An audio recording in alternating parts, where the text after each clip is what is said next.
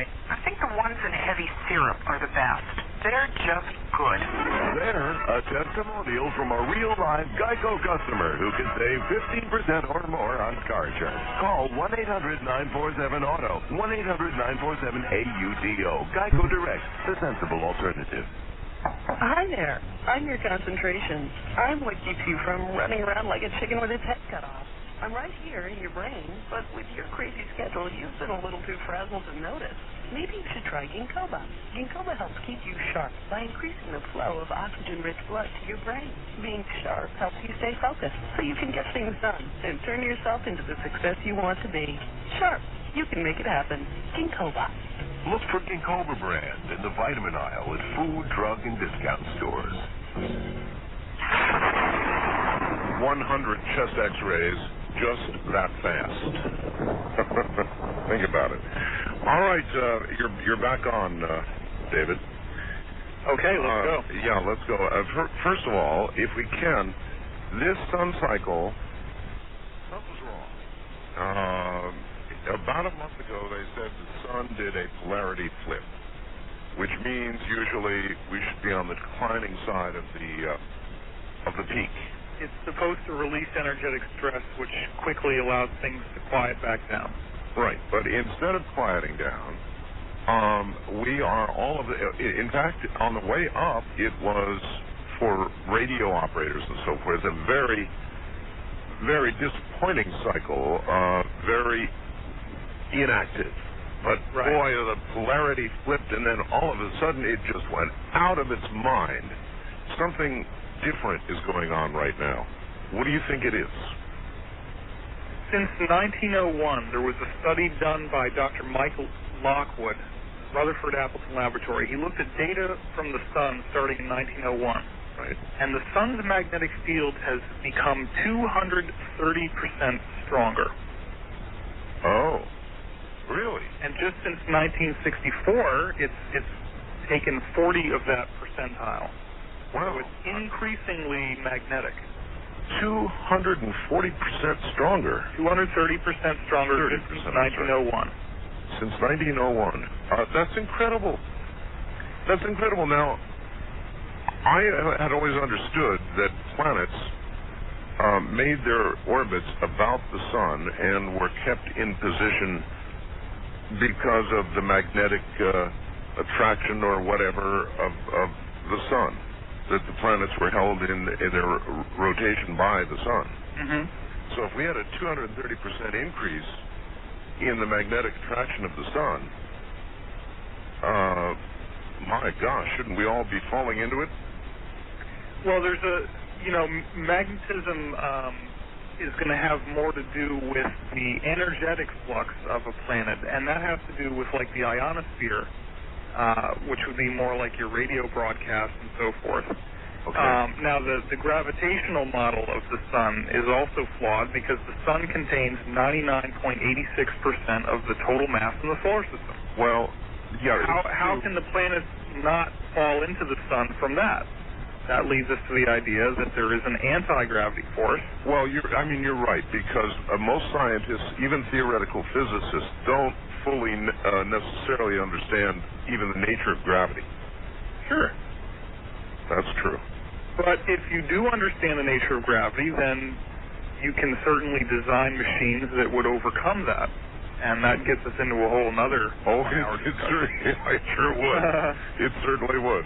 But I'd like to say there's this Russian astrophysicist named Dr. Alexei Dmitriev, and he reports that, and I can quote this, as a whole, all of the reporting and observation facilities give evidence to a growth in the velocity, the quality, quantity, and the energetic power of our solar system's heliospheric properties.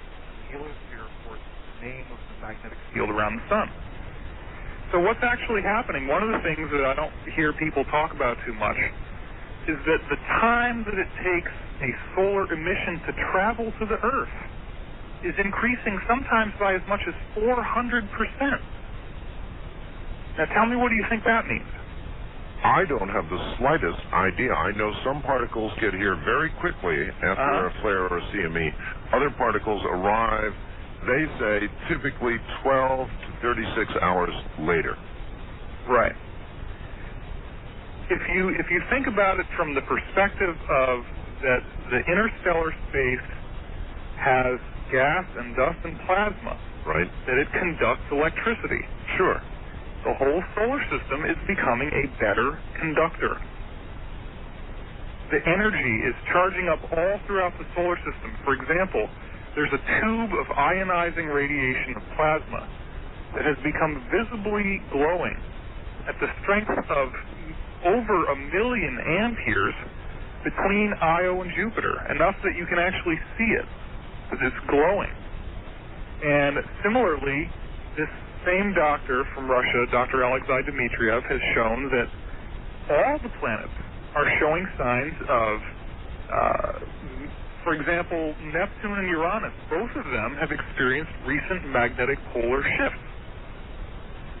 Because when Voyager... You appear to be suggesting that the sun is becoming more active, the sun is becoming a bigger influence, and that it will influence planets, and of course that's what we are.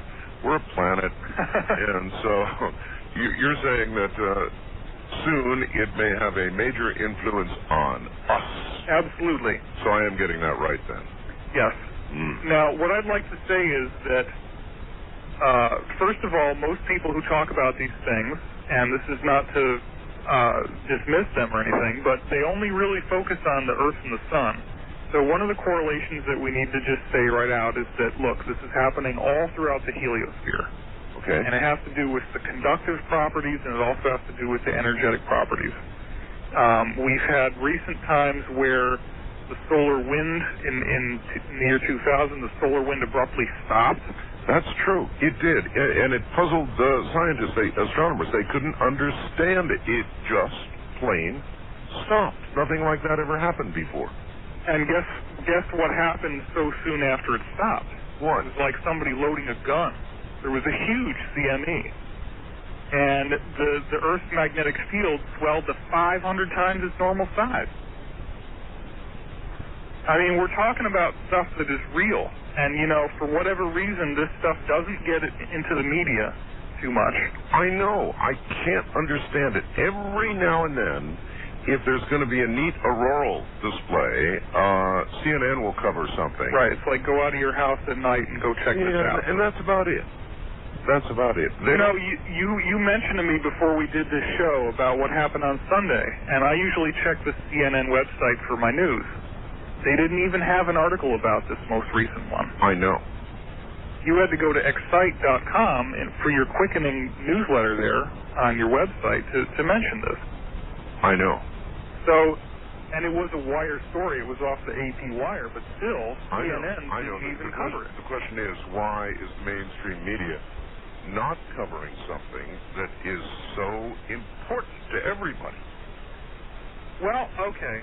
What happens if we have an already frail economy, we have saber rattling going on between the United States and China, we have Israel bombing Syria, which is not even directly involved in this until now, and the Palestinians. That's just what's happening today. All these geopolitical things are happening. You know, we have a new regime in there, and they're much more akin to the Cold War way of thinking. They want to bring back the adversarial relationship. So now is not the time for the public to want to hear that things are changing and that the lifestyle that you've been leading might have to become different. People don't want to change. They want everything to stay the same. They want to get up and go to work and find groceries that they need at the grocery store and buy gas and live a normal life. But this time has been prophesied for thousands and thousands of years, and we're in it now. Now think about this Bible quote. It says, as the light shineth from the east to the west, so too shall the coming of the Son of Man be. What do you think that one meant? What could shine from the east to the west? What kind of a light might happen? The sun? Yeah. Coronal mass ejection. And if you look back at those 7 vials of God's wrath in Revelation, A large number of them have to do with light or energy or something that's flaming going into the earth. Furthermore, if you go back to the Vedic scriptures, this is the Hindu faith, which date themselves, incidentally, as being 18,000 years old. They talk about the Gandharva fire at the end of an age. And this is this gigantic cataclysmic burst of energy from the sun that signifies the end of an age and causes a cataclysm. So, again, I'm going to try and look at the positive side of this, and that is that I believe that no matter what happens, even if there is a catastrophic emission toward the Earth from the sun, or some sort of reversal or change here on the Earth that's catastrophic for human beings, that still might mean that on the other side of it there would be some sort of evolutionary leap. Well, that's what I wanted to make sure we covered tonight. And let's go to the tornado real quick. There are anomalies with tornadoes that Dr. Alexei Dmitriev talks about in his paper that are very uncommon, and that has to do with the phase shifting of matter. I'd like to mention a couple of those to you right now. The first one is that a small pebble punctures a sheet of glass like a bullet, and it doesn't form any fractures as it passes through. Right. One board is seen to penetrate another board without shattering or causing any visible damage. They fuse together. Correct. A burned and charred old wooden plank is seen to have punctured through the wall of a house made of timber. The weak porous tip of the burnt plank was undamaged as it passed through the wall. The gate frame made from 1.5-inch thick sheet iron was found to be punctured by a stick of pine wood. No signs of where it first came in. A lot of that going on in the last few days in the Middle West. Of course, and nobody ever talked about the fact that this was correlated with the solar activity. And you're saying the really violent weather we're having right now is indeed correlated with solar activity. In what manner? Now, I can buy the fact, for example, that if our water is warmer, if the oceans are warmer, then there's more energy to pass to the atmosphere, and you get bigger, badder storms. I'll buy that one. The oceans could certainly act as a capacitor by the fact that they are a saline solution. However, I believe that the real key is that our paradigm for what's at the center of the Earth is mistaken.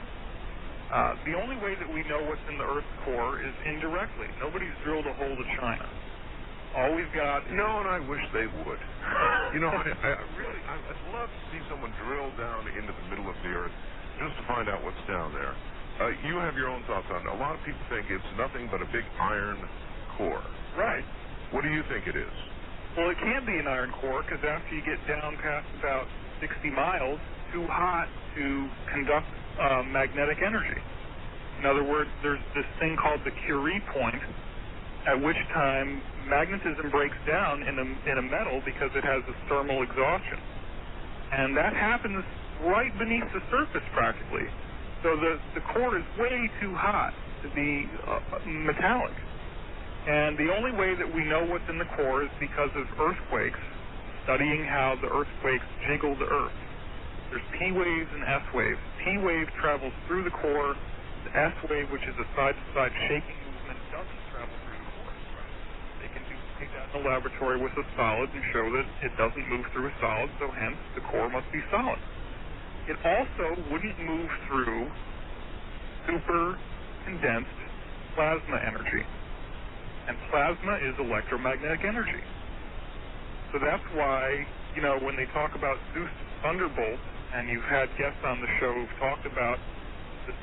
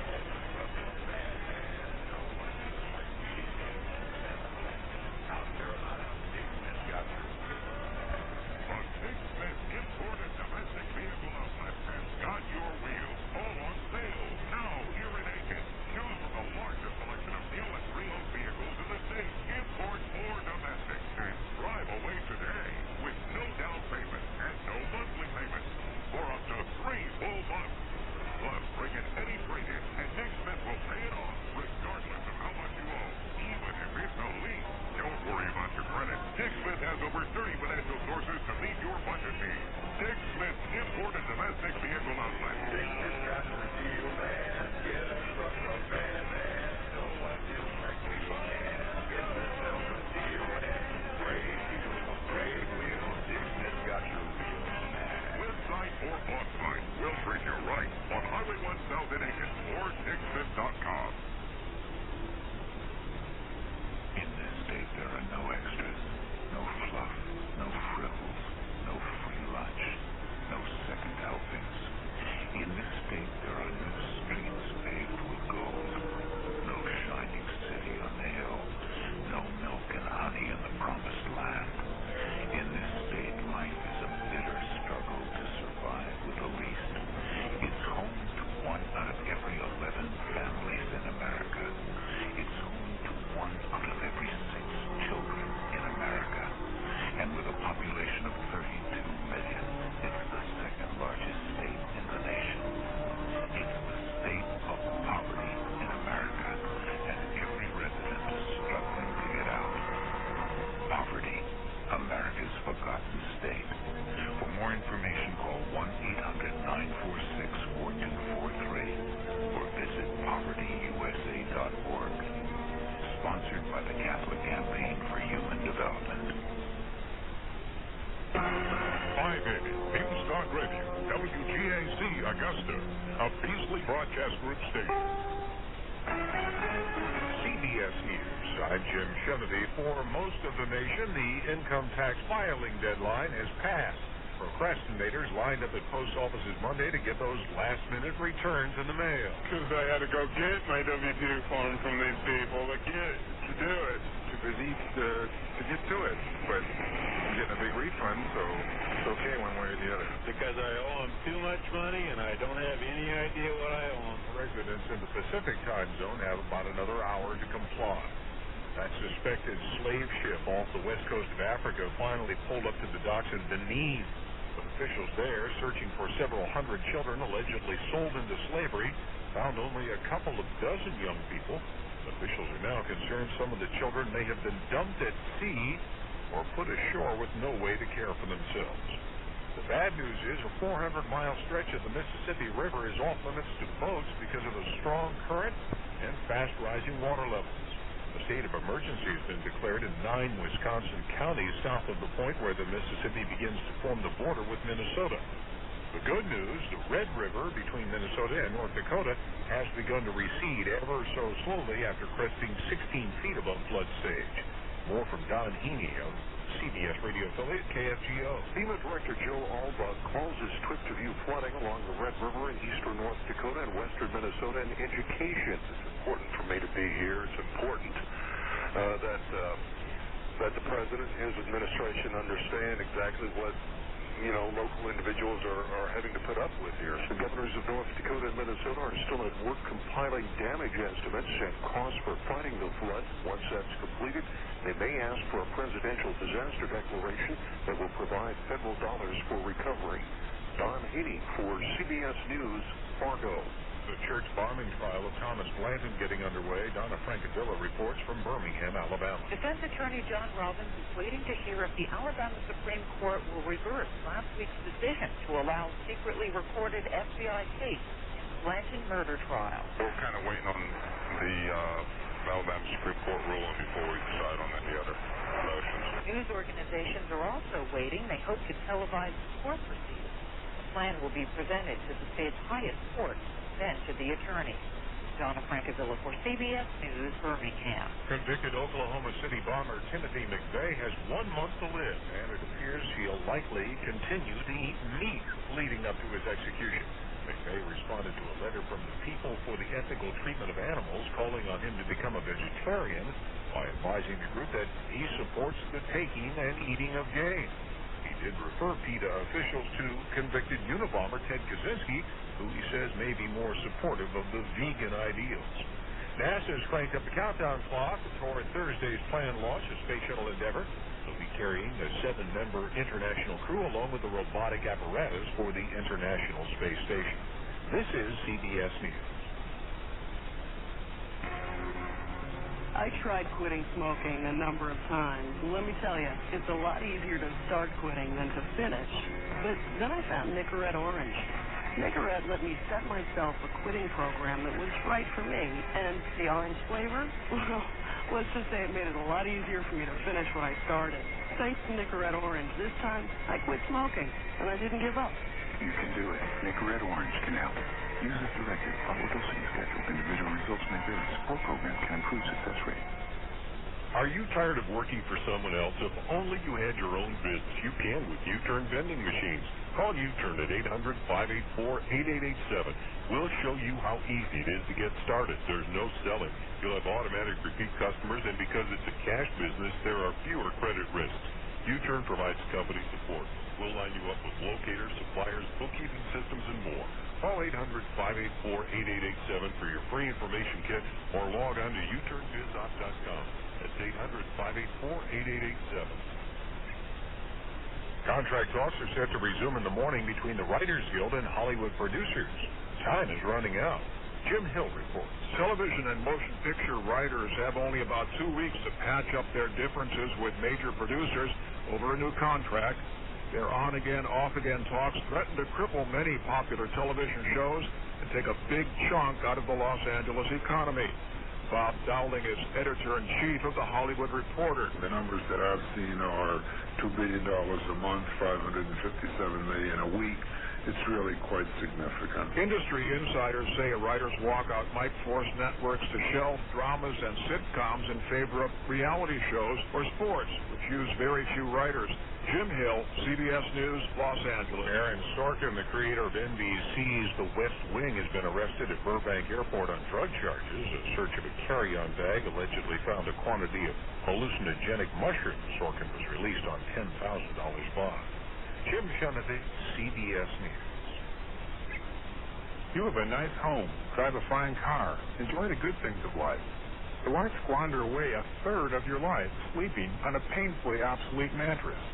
I'm Bob Trussell, the guy who 6 years ago brought the famous Tempur-Pedic bed from Sweden to America.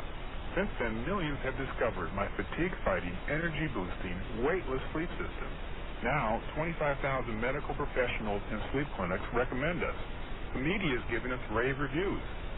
We used NASA's anti-G-force research to invent a viscoelastic, weightless sleep material that can cut nighttime tossing and turning by 83%. Tempur-Pedic's exclusive technology is recognized by NASA and received the Achievement Award from the U.S. Space Foundation. Even if you suffer from back or neck pain, you can sleep as well as I do. Here's the number to call. For a free Tempur-Pedic bed sample, weightless sleep video, and a free home tryout certificate, call toll-free 888-745-0536. 888-745-0536. That's toll-free 888-745-0536. All that's good to know and fun to hear. Mornings with Harley, Matt, and Mary Liz at 580 News Talk Radio, WGAC.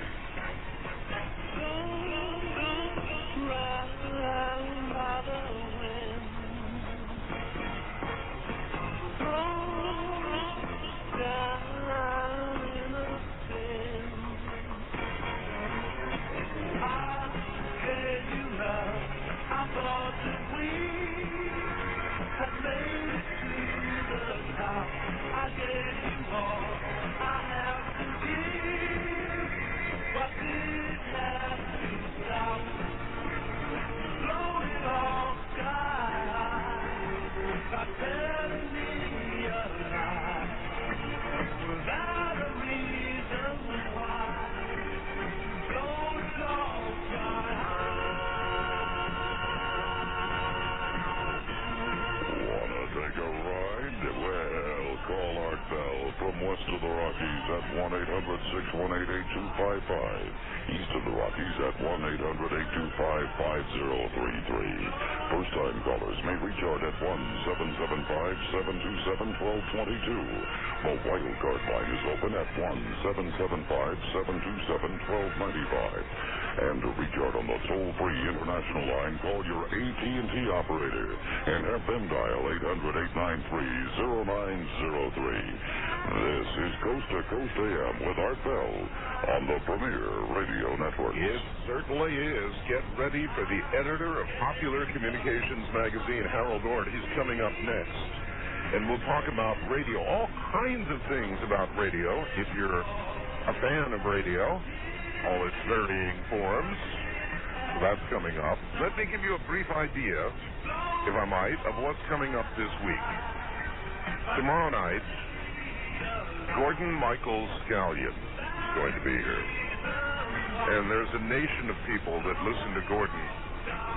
Probably our nation's greatest intuitive, I guess, Gordon Michael Scallion.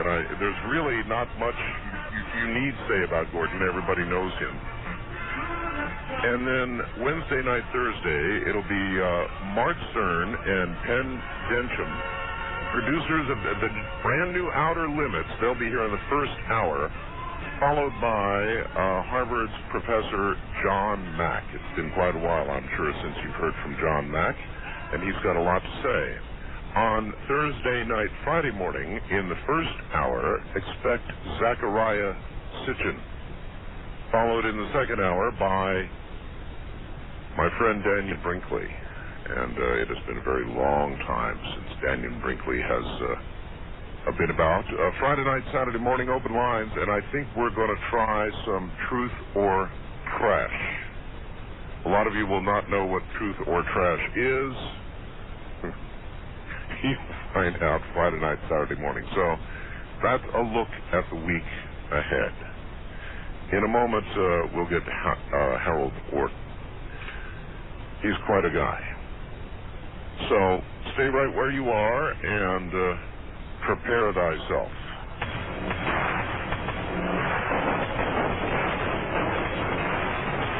Hey, you've been watching the market lately? Well, I sympathize with you. It's like I've almost stopped watching. Up, down, up, down, up, down, up, down. Are you afraid of losing more money in today's markets? Don't blame you, but you don't have to be. There is a way to protect your investments, but you need to know where to look and what to buy. Please listen carefully. The most important aspect of investing is diversification. Not all eggs in one basket. We all know that. But what you might not know is that at today's levels, gold has a 20% profit already built in. In fact, Barron's magazine says gold could hit $850 an ounce. Want to know why today's leading brokerage houses themselves, like Prudential and Goldman Sachs, are turning to gold? Well, Lear Financial will tell you. Call and request their free gold diversification guide. Free, I said. This guide outlines all the benefits gold has to offer, and will show you step by step how you can use gold to protect and grow your savings and retirement. Mention my name, Art Bell, and they'll also send you the brand new audio seminar, How to Safely Double Your Investment Returns with Gold. A $29 value for both. Free. All free. Call 800-474-4259. Do it right now. They're open now, and it'll be on the way. It's free. 800-474-4259. One more time. 800-474-4259. Now, a one-day only C. Crane Company said, we're going to be talking a little bit about shortwave tonight.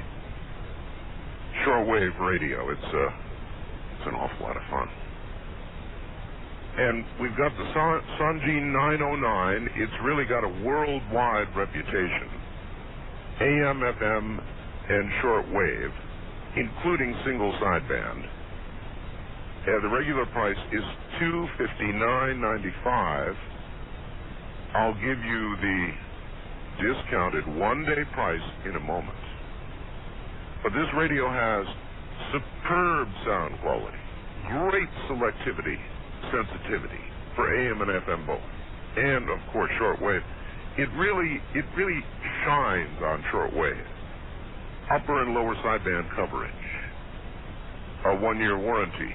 Includes a portable shortwave antenna, by the way, that works great I used mine on board a ship, and boy, it really just honked on. AC adapter, includes a carrying case. It's about the size of a small book, weighs only 30 ounces, and you can listen to the whole world on this radio.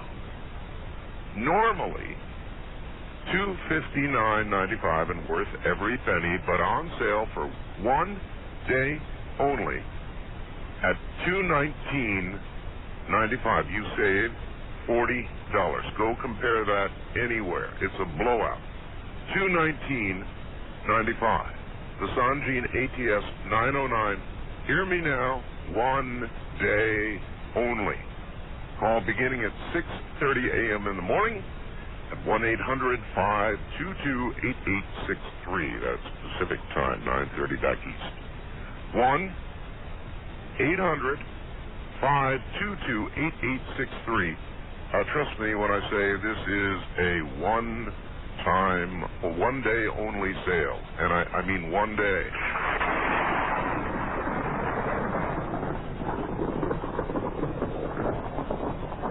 Currently, the editor of Popular Communications magazine, Harold Orr, served in the U.S. Army's public affairs career field for about 20 years.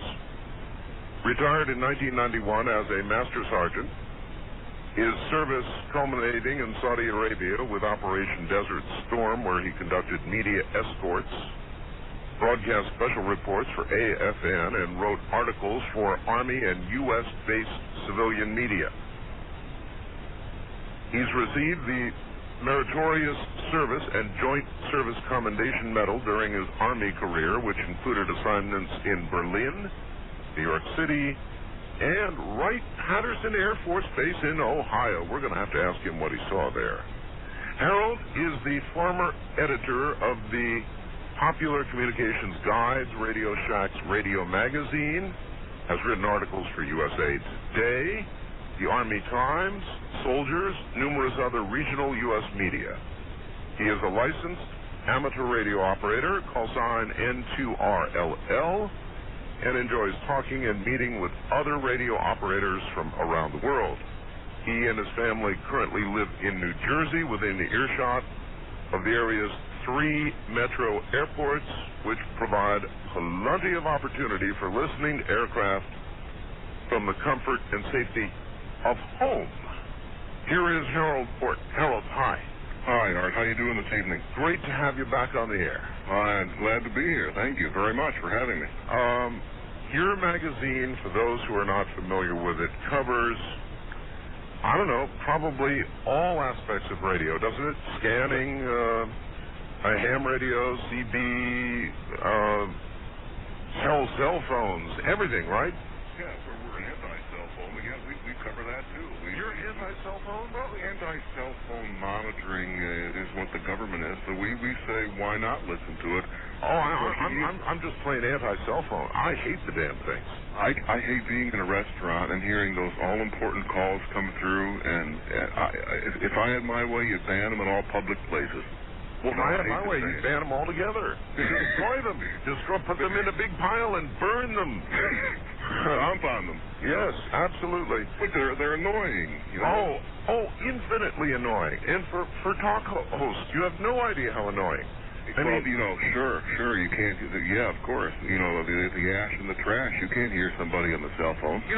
In fact, you're the perfect person to really bring this up with. When we began with cell phones, we had regular cell phones on discrete frequencies, and they sounded, at least, every now and then you'd hear a blip when it would change cells, but and every now and then there'd be a little static, but otherwise, not bad. Not bad, really not bad. And then we took the next step for mankind, which was to go to digital cell phones. Yeah. And they just can't suck enough. I'm telling you, they're horrible. I mean, it sounds like people are underwater. They get digitized. They begin dropping out. It's awful. And I get calls all the time, and the people are so well-intentioned. Truckers have them. Everybody has them now. Yeah, they are. They're very well-intentioned. But the system is all on overload, and it's all about money, of course. It's all on overload, and it's a horrible system. But it doesn't sound better than it used to. It sounds worse. Overload. Yeah. Is that what it is? I believe it is. I've talked to a lot of folks. It can't handle the volume, and it's just too much for the system. Yeah. And of course, my God, you on a talk show, nobody call in. Of course, the well-intentioned folks to call in, but if you can't hear them, what good is the system? There's a commercial on TV where there's some opera singer up there. Maybe you've seen it. Yeah. She's singing away, and a cell phone goes off in the audience, and she takes her spear and drives it right through the cell phone. There are restaurants now in places where people are so sick of cell phones that they're beginning to investigate something called cell phone blockers, jammers, if you will. Yep. Can you get those now? No, from what I understand, that's not. Canada's looking at it, and the industry Canada. No, I didn't say was it legal. Here in the U.S., no. No, I didn't say is it legal. Oh, did you hear me say that? Yeah, no, I didn't. No, can you get them? Yes. I think you can. So in other words, within a certain radius, it renders cell phone.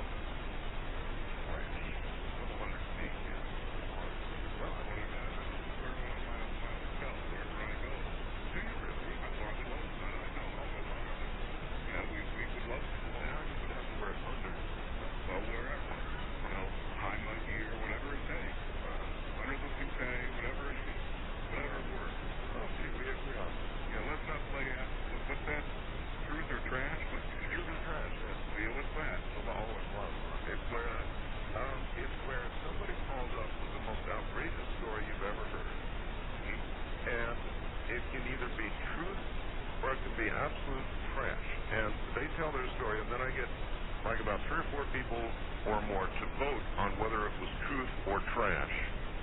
And anyway, it's a lot of fun. You're gonna have a prize, though, Art. I know. We dig up usually some kind of prize. Good. There you go. The trouble with prizes is, the last time I gave away something, it was I had a CD full of old 50s music, Well, this was on New Year's Eve, and I said, I'll tell you what I'll do. I can't, the network doesn't authorize it, so I will give away $100 of my own money to the first person that can name every song for hearing about 2 bars. Oh boy, that's tough. It's tough? Yeah. But along came Mr. Musical Genius. And I'm telling you, I've never seen anything like it or heard anything like it in my whole life. It cost me $100. And he did it, right? Yeah, he nailed every single one of them. You bet. Two notes of a hard day's night. That's it. Exactly. That's it. He did it. Anyway, Anyway, you're saying in Canada they might legalize cell phone blockers? Yeah, Industry Canada is looking at it. They've got of course, a study. It's a government that's their equivalent of the FCC. They've got a 3-month public hearing study into that technology that could block the signals only in restaurants. Restaurants and theaters, public places, I say. They're seriously looking at it. And why not? It's an etiquette issue. And it's a jamming technology, and of course, few people realize, even as we've talked about this before, but few people realize cell phones and cordless phones are radios. They can be jammed. And they can be monitored. And they can be heard, of course, sure. But, it's extremely irritating. When I go out to dinner or lunch, even if it is with my mother-in-law, you do want to hear something, she says. So you don't want to hear all the cell phones ringing. And to me, I'd be in heaven if I could stop that. Maybe someday I can. Well, I know that you stay on top of what's going on in the pirate radio community generally. Yeah. Are there cell phone blockers that are beginning to show up underground yet? I've heard, yes. You've heard that, have you? Yeah, I've heard that, sure.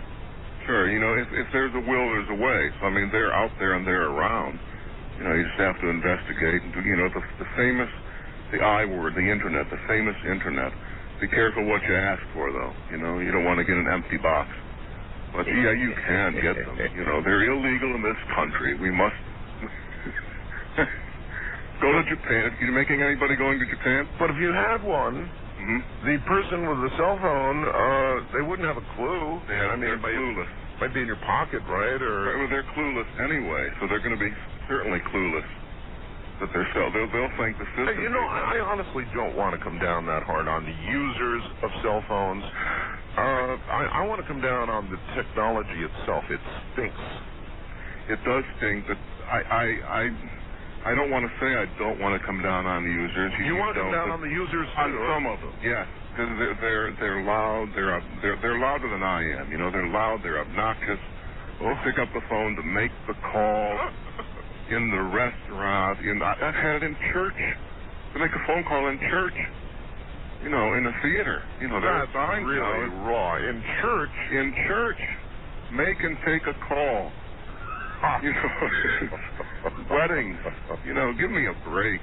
I mean, what's that earth-shattering? I'd have to agree there. Yeah. Really, what's nuclear war? I mean, what is it? Well, what would be? I mean, we are in a mobile world these days where people have to be in communication. We're a technology-based economy right now. If we didn't have cell phones, what do you think could reasonably replace them? Right now, obviously nothing. But, and you're right. We have to be in touch, or at least the industry tells us we have to be in touch. Therefore, we are. I remember the days as the commercials. I'm street smart. I thought I was hot when I could pull over and use a pay phone.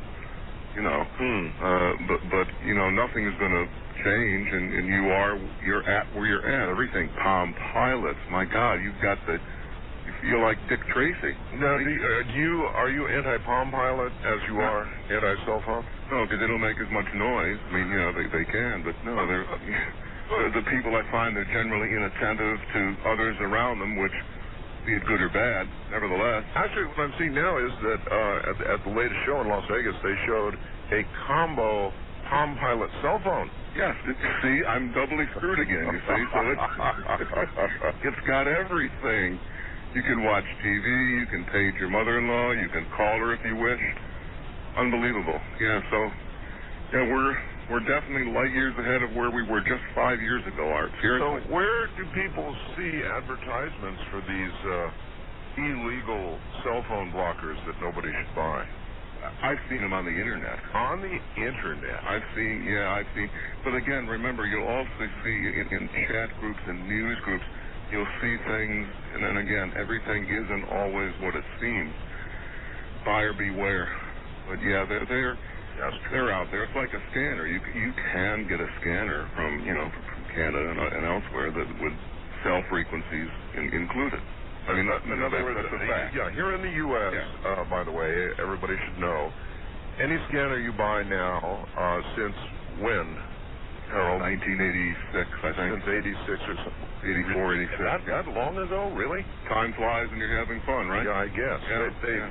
You can no longer listen to cell phone frequencies. Mm-hmm. Now, Harold was just pointing out that if you buy from, is it Canada? Yeah, Canada, you can, overseas, and, or if you go up to Canada, or if you go over to other parts of the world, the world in other places, everything isn't like it seems in the U.S., elsewhere, so there are other places, so you can bring them back, but if you get caught, that's a bad deal. What do they do to you? Well, they can either confiscate it, they can keep it, send it back. You're probably not going to pay a fine necessarily because you claim ignorance, but nevertheless, ignorance of the law is no excuse, as they say, you see. So, but as long as you have a scanner that was built prior to the law, then you're good to go. You're grandfathered in, and you can listen to all the calls you want, right? Sure. Well, you can. Still illegal. You can. Everybody that has it does. But basically you don't talk about it. You don't broadcast that and say, hey, I sat here and listened to Grandma and Susie. The same with cordless phones. Those frequencies are in scanners. And they are they're legal to listen to, aren't Illegal. they? Illegal. It's illegal? Illegal to listen to the cordless phones. Yeah. Oh, come on. Yeah, you can't listen to cordless phones. Mobile paging, news uplinks, you know, and when the old. Since when did it become illegal? Oh, I don't know what year. It's illegal. Can't listen to cordless phones. Surely you jest, right? No, I'm not. No, you can't listen to cordless phones. Bad news, right? Wow. But everybody. But then again, it's almost in many places becoming moot point because systems are going to, they're $200, but they're going to these digital spread spectrum systems, which really can't be monitored. Now, I tested a phone. I'll tell you the truth, and I caught some slack, and I was a Panasonic cordless phone a year or two ago. Company sent me. I said, I'd like to review this phone. I bet that was a 2.4 gigahertz phone. Yeah, exactly. Yeah. And turned out I could not hear it. I could not hear it. I've got 15,000 scanners and 25 antennas. I couldn't hear this thing. I reviewed it from the aspect that this is a damn good phone. Superb range, and it was. Superb range. My God, I walked all the way down the end of the street, quarter mile. And a lot of folks wrote in and said, oh, boy, they must have given you a unit that can't be monitored. I said, hey, I even looked up the ESN, the serial number, checked it against the FCC's logs online, and the thing certainly is a spread spectrum technology phone. I could monitor it. But folks are saying they could. I remember that controversy. How did that turn out? In fact, were they able to monitor? Were there some that were using not spread spectrum? Awesome. If you're not there, how the heck do you know, right? All I know is what I saw, and I tested right here in the office, and certainly I could not monitor it. Everything from optoelectronics frequency counters, Radio Shack frequency counters, scanners in the search mode.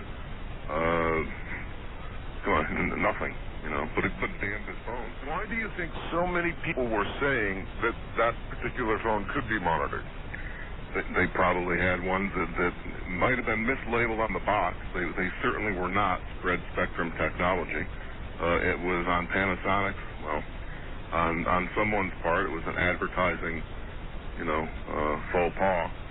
But certainly, I believe what the readers were saying, because they're not going to lie either. Certainly, they were probably monitoring. Well, I've tried to monitor my own spread spectrum 900 phones, and I can't monitor them. Only thing I notice is a little more white noise if you get the scanner really close to the transmitter. That's about it. Within about 5 feet, I heard, again, the white noise, the rushing. And not much of that either. But nothing that even approximated human voice, not even digital. I mean, just not there, period. No, almost like a cellular phone call. But no, actually, couldn't hear anything. Actually, most portable phones, and I say most, sound so much better than most digital cellular phones. It's not even funny. Isn't that the truth? Yeah. Yeah, and what I find better are the older, the very old now, of course, 10-year-old, but the older cordless phones. The base unit is up at the top end of the broadcast band. Oh yes. 100. Oh yes. They're clearer. They don't have the range. They were very easily monitored, though. Well, yeah. Well, that's why we like them. All right, Harold. Hold on. We've got a lot of territory to cover. Harold Fort, editor of a popular communications magazine, is my guest, and we're going to talk radio this night. She's got something that moves my soul, and she knows I love to love her, but she lets me down every time. Can't make her mine. She's no one's lover tonight. With me, she'll be soul and body. I want her all for myself.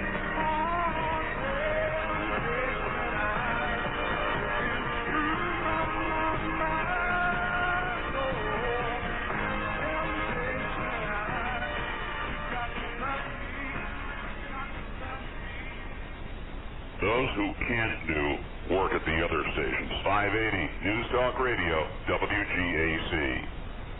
Are your kids driving you insane? Have you tried every form of discipline and still can't control your son or daughter? Are you at the end of your rope? Because parenting doesn't come with an owner's manual, the Rockberry organization brings you the Let's Fix the Kids program. This revolutionary program has saved thousands of families all over the United States and Canada, and now it's available to you in this special offer. This breakthrough program tackles difficult parenting issues like, how do I eliminate arguing and fighting with my kids? What's the best way to deal with teenage rebellion? And how do I get my kids to listen? By using proven tools and methods, this program guarantees to bring cooperation, obedience, and happiness to your home. Call now for your free audio tape on the Let's Fix the Kids program. Call 1-800-685-1481. Connect with your children and bring your family back together again, guaranteed. Call 1-800-685-1481. That's 1-800-685-1481. Reading is not a natural act. You have to train your brain to do it. But I don't have to tell you that.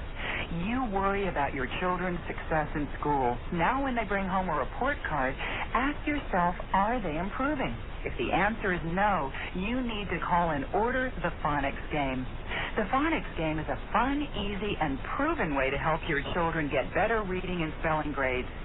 Studies show that 74% of children who are poor readers in the 3rd grade end up poor readers in the 9th grade, which means your children's reading skills won't get better unless you do something to help. Do what parents across the country have done. Get the phonics game. The phonics game comes with a money-back guarantee. If your children don't improve their grades in reading or spelling, you can return the phonics game for a full refund. Call today and order the phonics game. 1-800-776-READ. That's 1-800-776-READ. 1-800-776-READ. Doris? What? You should see Harry and Lola's new car. Lola wanted a convertible. Harry wanted an SUV. So they got the convertible, right? Right. And because they have terrific credit, E-Loan gave them the lowest interest rate possible. And they saved over $1,000 on their car loan. Could we get that low rate, Phil? And would you believe E-Loan's rate stays the same no matter how long they take to pay it off? Could we get that, Phil? I mean, they could take 3, 5, 6 years, same low rate. What's the catch? There is no catch. $1,000, there must be a catch. No, not with E-Loan. Other lenders jack up the rate the longer you take to pay it off. But if you have great credit, E-Loan's rate stays the same. Could we get that low rate, Phil? Look out the window, Doris. A red convertible just like Lola's. When you see my SUV in the garage. You're kidding. And the Jeep. The Jeep. Yeah, in case we go camping. E-Loan's auto customers save an average of $1,000 or more on their car loans. To see how much you'll save, get a free rated Damon quote and a current list of our licenses and details. Visit eloan.com or call 1-888-ELOAN00. You have a nice home, drive a fine car, enjoy the good things of life. So why squander away a third of your life sleeping on a painfully obsolete mattress? I'm Bob Trussell, the guy who 6 years ago brought the famous Tempur-Pedic bed from Sweden to America. Since then, millions have discovered my fatigue-fighting, energy-boosting, weightless sleep system. Now, 25,000 medical professionals and sleep clinics recommend us. The media is giving us rave reviews. We used NASA's anti-G-force research to invent a viscoelastic, weightless sleep material that can cut nighttime tossing and turning by 83%. Tempur-Pedic's exclusive technology is recognized by NASA and received the Achievement Award from the U.S. Space Foundation. Even if you suffer from back or neck pain, you can sleep as well as I do. Here's the number to call. For a free Tempur-Pedic bed sample, weightless sleep video, and a free home tryout certificate, call toll-free 888-745-0536. 888-745-0536. That's toll-free 888-745-0536. Get the latest news, sports and weather, stock quotes, entertainment info, and more right now at www.wgac.com.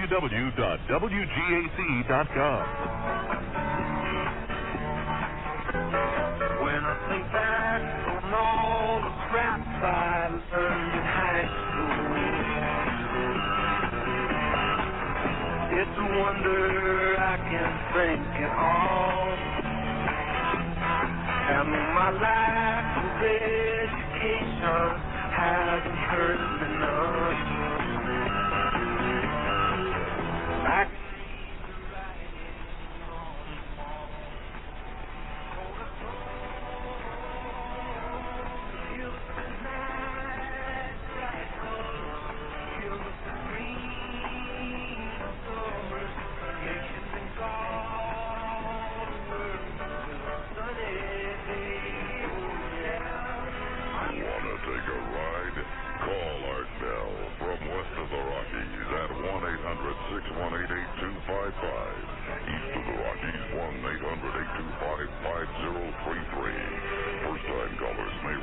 at 1-775-727-1222.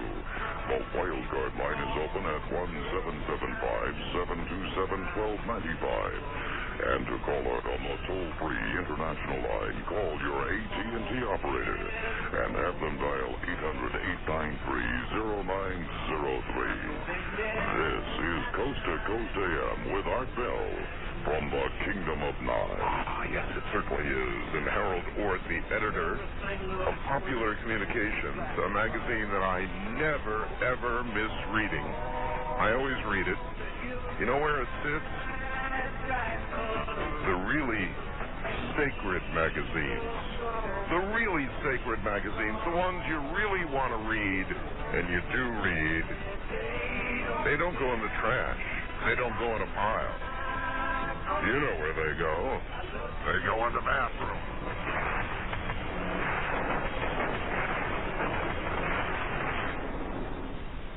Would you like to feel 10 years younger in 10 weeks? Now there's proof. The effects of aging can be slowed down and even reversed with HGH, human growth hormone.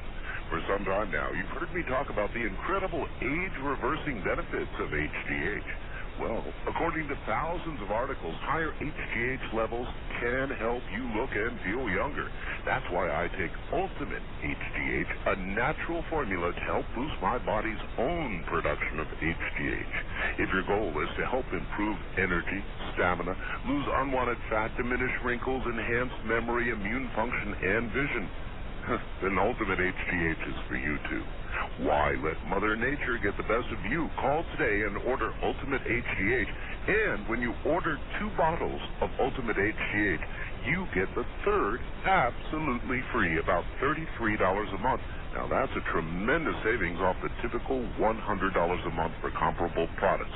Plus, with your order, you'll receive a free book on HGH, a $20 value, absolutely free. So call my good friends at Great American Products and order Ultimate HGH today at 1-800-557-4627. That's 1-800-557-4627. 1-800-557-4627. At Geico Direct, our mission is clear. Like a butcher sharpening up his meat cleaver, our job is to cut the fat. Not pork loins or fried ribs, mind you, but car insurance bills. You could save 15% or more with some of the leanest rates possible. And we throw in a few extras, too, like complete 24-hour service. Call 1-800-947-AUTO. 1-800-947-AUTO. It's the filet mignon of car insurance at a hamburger price. Geico Direct, the sensible alternative. She took on the system and wouldn't take no for an answer. I'll do anything, and I'm not leaving here without a job. See Julia Roberts in Erin Brockovich, just one of the new hit movies you'll see on the Star Super PAC, #1 in new hit movies. It's the pack that includes up to 12 different movie channels. So call 800-SUPER-PAC for the Star Super PAC. It's #1 in new hit movies. #1 in new hit movies based on the year 2000 total number of primetime airings of first-run theatricals with at least $20 million in box office receipts. Well, all right. I was really serious about that. I have a sacred magazine rack, and these are magazines that I read cover to cover, and it's in the bathroom, and that's where you really get your best reading done. It's in the bathroom. Otherwise, if you consider my day, Harold, from morning until night, I am busy on the phone. I mean, every minute of waking hours are consumed, mostly with this program. But I believe it. But there is one absolute private time when you can really digest an article, and that's sitting on the can. And so my sacred magazine rack has Popular Communications in it, and I read it every month, cover to cover. I appreciate it. I hope you do, and I hope I do. I hope you take that well. No, and I do, because I'll tell you the truth. All important stuff that I read is, and I agreed as you said it. I was off air, but by the throne. Yeah, absolutely. That's where it is. That's where it's at. Now, I want to ask your advice on something. Mm-hmm.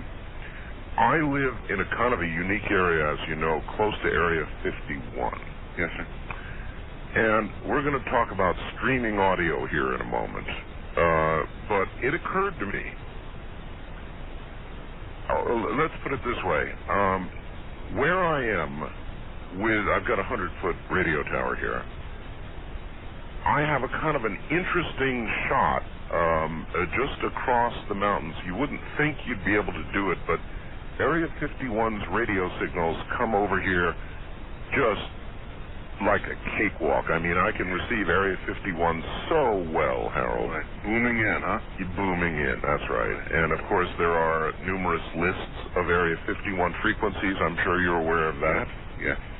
What would stop me from programming a scanner with all of Area 51's frequencies and streaming that audio on the web? Your time. I wouldn't think anything would stop. It's public domain, public airwaves, right? I would think that would be, I want to hear it. Well, you've obviously never encountered representatives of our government. Or maybe you have. Well, I have, but not regarding Area 51, but I would certainly think that you would have. That's a gold mine. Yeah, I mean, it would be, I thought about it, and it should be legal, but they would really hate it. But that's the beauty of it. That they would, when you're irritating the system so nicely and so painlessly, it's so effortless. When you program your scanner and you plug it into a phone jack. Yeah. Or whatever you do on your computer. You stream the audio, and that's it. Yeah, that's right. Yeah, it's not even, I could even do that. It's not rocket science. Perfect. And I would think that you'd have one heck of an audience. Oh, I'm sure you would, but these are not people that you really want to irritate. Well, no, but I mean, they have their jurisdiction. The guys in the camo dudes, as they call them. I don't think they're going to come knocking on your door, or would they? Well, I don't know. What they might do, you might not know about. I mean, but they just might not like it, and so I'm thinking about it. Well, my concern would be, you're right. The IRS or any other thing. That we all... there are endless agencies that could have to do with you if they wanted to. Sure. So I'm thinking about it. It's a hell of an idea, though, you got to admit. It is. All right. Let's talk about streaming technology on the web for a second. You wrote a great big article in Popular Communications about all of these radio stations that you can listen to on the web. And it's just... I mean, from coast to coast, you can listen to radio stations streaming what they do in Dallas, and you can listen to it here in Pahrump, in New York City, or anywhere else. It's just incredible. Only after you wrote the article, almost every radio station out there, I know certainly all Clear Channel stations, my companies, stopped streaming cold. They issued orders to all the stations to stop streaming. And the reason for that is that I guess AFTRA, they're in some sort of battle with AFTRA over payments that radio stations would have to make for streaming on the web. I guess, yeah. Money again. I guess it's all over money, yes. Back when they didn't think the net was going to be much, they apparently agreed to an extremely generous amount of money to be paid if streaming went on past a certain year. Yeah, now it's extremely successful. Yeah. That'll all turn around, I would imagine. You think so? I would imagine think so. They'll reach a deal? Yeah, and my columnist Eric Forst I think he did a fantastic job with that. And there's a lot more to hear out there too. I mean, certainly all of the U.S./North American media, AM/FM that streams it. I've read that it's become more of a, let's say, a novelty. But it's about advertising. Advertisers aren't ready to. Why have Steve's snowmobile service from upper New Jersey or Pennsylvania streamed on the internet here, heard off in Wyoming somewhere? You're not going to get a buyer on that. But certainly a larger corporate account such as you have, sure. But I think that we've got shortwave stations that are now BBCs all over the internet. Clearly they stream their stuff. Third world countries are streaming their audio from their shortwave outlets. Yep. As a matter of fact,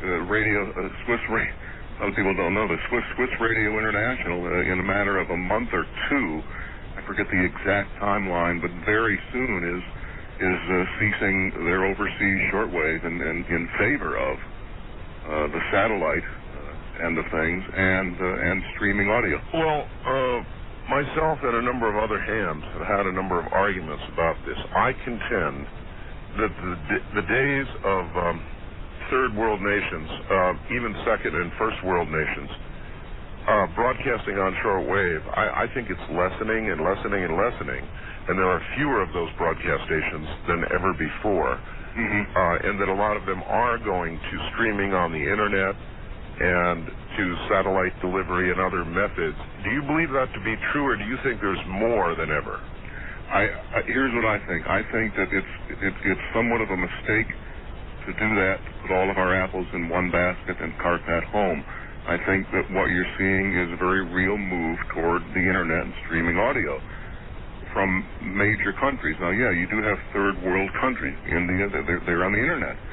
But to throw it all on the internet and cease shortwave, I made the analogy some time ago in one of my editorials about, can you imagine the poor Slav in Kosovo when that war was hot over there, carrying a whatever computer on his back. Oh, I'm going to hold on, Natasha. I'm going to plug that into the RJ-11 as he's dodging the mortar.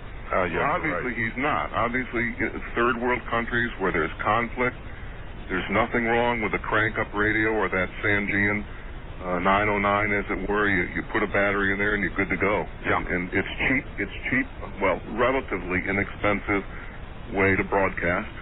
It reaches the masses. You could argue the same thing, certainly, for the internet. But when you're in a pinch, to me, shortwave is there. I think it's always going to be there, but in lessening, less demand for it. I'd hate to see it go completely, or 90% internet streaming audio as opposed to shortwave. No, but I sure would love to see it leave 40 meters. Oh, wouldn't I, too? Yeah. Yeah, wouldn't I? Yeah. I'd like to see a lot of things leave 20 meters, but even some hams, even some licensed hams. Yes, no doubt, undoubtedly. Yeah, 40 meters too, actually. Yeah, bad news. Yeah.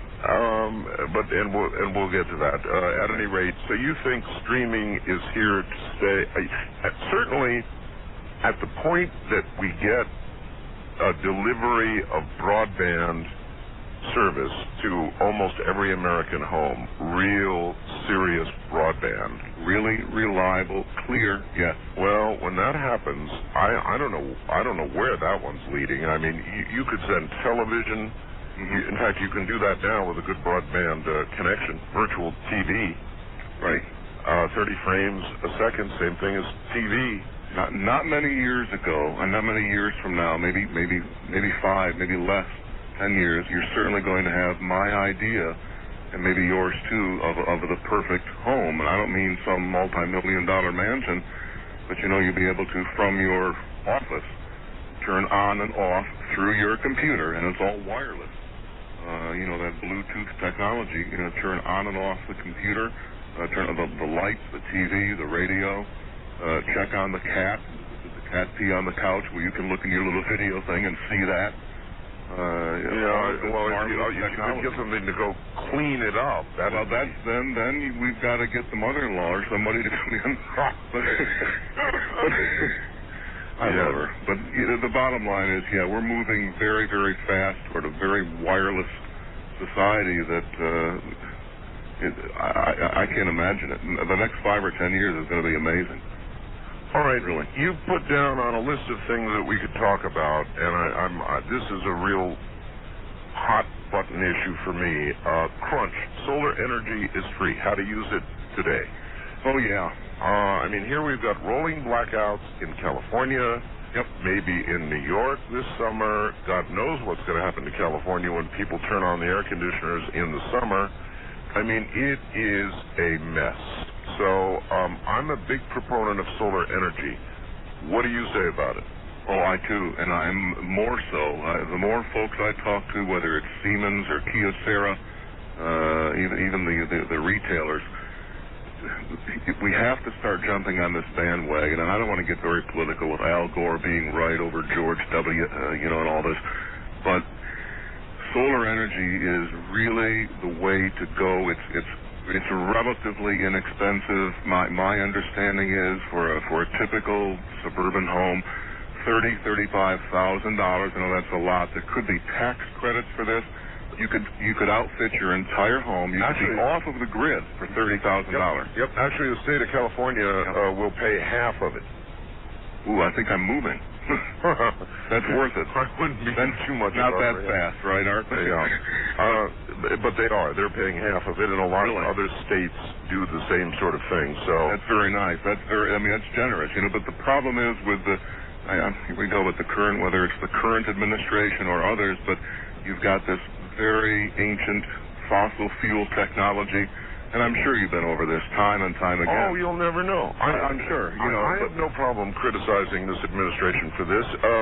Otherwise, they're all right. But George Bush cut the research money for alternative energy in half. Right, and a few other things he did that I'm not happy with. And now and we do have to drill. I believe in the short term. We need oil. We're short term.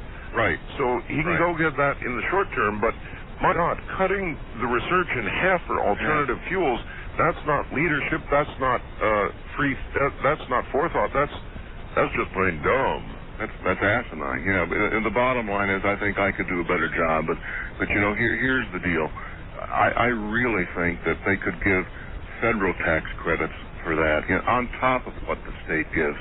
But solar energy, it's not a renewable thing. Once you install your panels up there, heaven help you if a hailstorm comes along. There are certain, it has its drawbacks. I fear it's clean. It's clean. It's there's no maintenance. You buy it, you install it, bang, you flick the switch, you're off the grid. The electric company owes you money, okay? Yes. But the bottom line is with it, you're not going to get, in my lifetime, this administration or any other one that's very oil dependent on those fossil fuels to back off. To me, it's a losing battle. It's unfortunate. It's very unfortunate because I look at so much. Some days don't you feel like you're quique, that you see things like a seer? Yes. That you see things, you say, gee, I certainly wish we could do things like this. The technology exists. The everyday man and woman on the street, Joe Sixpack says, gee, I wish we could do this. We can do it, but you've got the big businesses. They're not going to. The oil industry would back off of that. Why? Sure, tomorrow we're going to have 90 mile per gallon vehicles. Yeah. That's not going to happen either. Yeah. But it is all about money. But there's talk with NASA about beaming down. You talk about that. I read an article recently, Beam It Down Scotty from NASA. They're talking about these large solar arrays in orbit. Of course, it's away from the clouds, away from the atmospheric pollution. It gathers the solar energy, beams it down microwave. They reconvert it to DC power, convert it over to AC. Free, reusable energy for as long as the sun's around. Is that going to happen? I don't think so. Well, I would love it, wouldn't you? But I don't think. There is one possible little problem with that idea, and that, of course, is were the satellite fail-safes to fail, and the satellite were to drift a little bit. Well, yeah, no power. Well, worse than that, maybe. Power where you don't want it. It might start cooking things on the ground. I see that, too. Again, you're talking microwaves. The system is saying, well, it's less dangerous than a cell tower, but I'm thinking, hell, I don't want to live near a cell tower either. Right. So, I understand that, the danger with that, but we do have to do something in this country. Yes, we do. Elsewhere. Yes, we do. It isn't going to last forever, and I really don't understand the digging, if I may say, in the wilderness. You're right, though. Short term. Need to do it. Gotta have it. That's what our economy is based on. I'll go along with that, but I want to begin to. Certainly, I don't want to cut the budget in half to look at alternative fuels. That's just, I don't know. I understand. But you know, an individual can do it on his or her own. Yes. For a relatively small investment. I run all of my ham gear. Now, it doesn't draw a lot of amperage. All my scanners, all my radios, all my ham gear off of a couple of batteries and a project I did in our magazine last year or the year before. And I'm doing some more projects in that regard. So, yeah, so you can at least have emergency power to run your refrigerator or to run your lights in your house at the flick of a switch, and it's free. Well, I run my whole house on it. Do you? Yeah. Yeah, that's good. Everything. That's nice. Yep. But it is expensive. And well, the initial cost. Yeah, I've got solar and wind both. And yeah, really. A lot of it, and a lot of backup batteries, and a lot of, but it is expensive. It's just that we've got to start on it now. Yeah. We certainly don't want to move the other way. This nation runs by emergency. I mean, when we have an emergency, then we do something. And I know it's going to be the cost of gasoline going through the roof, and oil, heating oil and all, gas and natural gas and all the rest of it is going to go through the roof. And then we'll begin to do something about it. But then only temporarily. It's like my Saudi thing. I could have sold 1 million radios over there, but that was a glitch on the radar screen, a little anomaly, if you will. And now it's in a downturn. Now you have a major emergency in ham radios. Oh my God! Everybody, all the media in the world wants to visit your ham shack. I know. Take your pick, but when there is no emergency, we're very short-sighted. But you're right. We do have to act on that today, and we don't need a government panel to say we need to act on it. We know we do. Just call Art and Harold. We'll tell you. How's ham radio doing, by the way? Is it still on the decline, being clobbered by the internet and other technologies? Actually, no. We've experienced a bit of a growth. Not like we would like, but there has been a bit of a growth. Really? Yeah, with the recent restructuring. I actually upgraded. Now, hallelujah. I'm not a code man, but I took the code test. There's a story with it, but I did wait until the 365th day to take the code test. But I got under the wire. I took it. And everybody should know. They've knocked it down. All you need for any class of license now is 5 words a minute. And you can do that standing on your head, folks. I did it with one eye shut and the other eye closed. It's really not that difficult. It's more of a pain in the keister to do. You have to study for it like you have to study for anything else. But I'll tell you the truth, Art, as soon as I got back from taking the test, I put all of Gordon West's tapes in a box and put them up and away. I like to yap, so I got on 20 meters right away. And my first contact was Germany. There you are. With 20 watts. With 20 watts? With 20 watts. That is amazing. Yeah, and I've since talked with 20-watt little MFJ radio and a dipole antenna, Croatia, Lithuania, Ukraine, 20 watts. So you don't need 10 jillion gigawatts to, but then you wouldn't know that on 20 meters. Well, actually, 20 is said to be the place where you do need 20 jillion watts usually. Yeah, you know what it is, though? I skate around the big boys. That's Kilowatt Alley, and, I managed to skate around the big boys and use some good old knowledge, sit there and use the gray line propagation and so you don't really need, but it's fun. Ham radio is fun, and to answer your question, there's been some growth, not as I said like we would like, but we're growing, but we do need to get, and you've heard this for umpteen years, young folks involved. How do we do that? I don't have the answers to it, but certainly I'm open to suggestion. We do need to get you tune across the band. So the growth is not coming so much from young people. No, it's the middle age. I'm glad there's growth, but you're right. We need to get young people in it, and pretty doggone soon too. Hold on, Harold. We'll be back at the top of the hour. A lot of other aspects of radio to cover here. I'm Art Bell.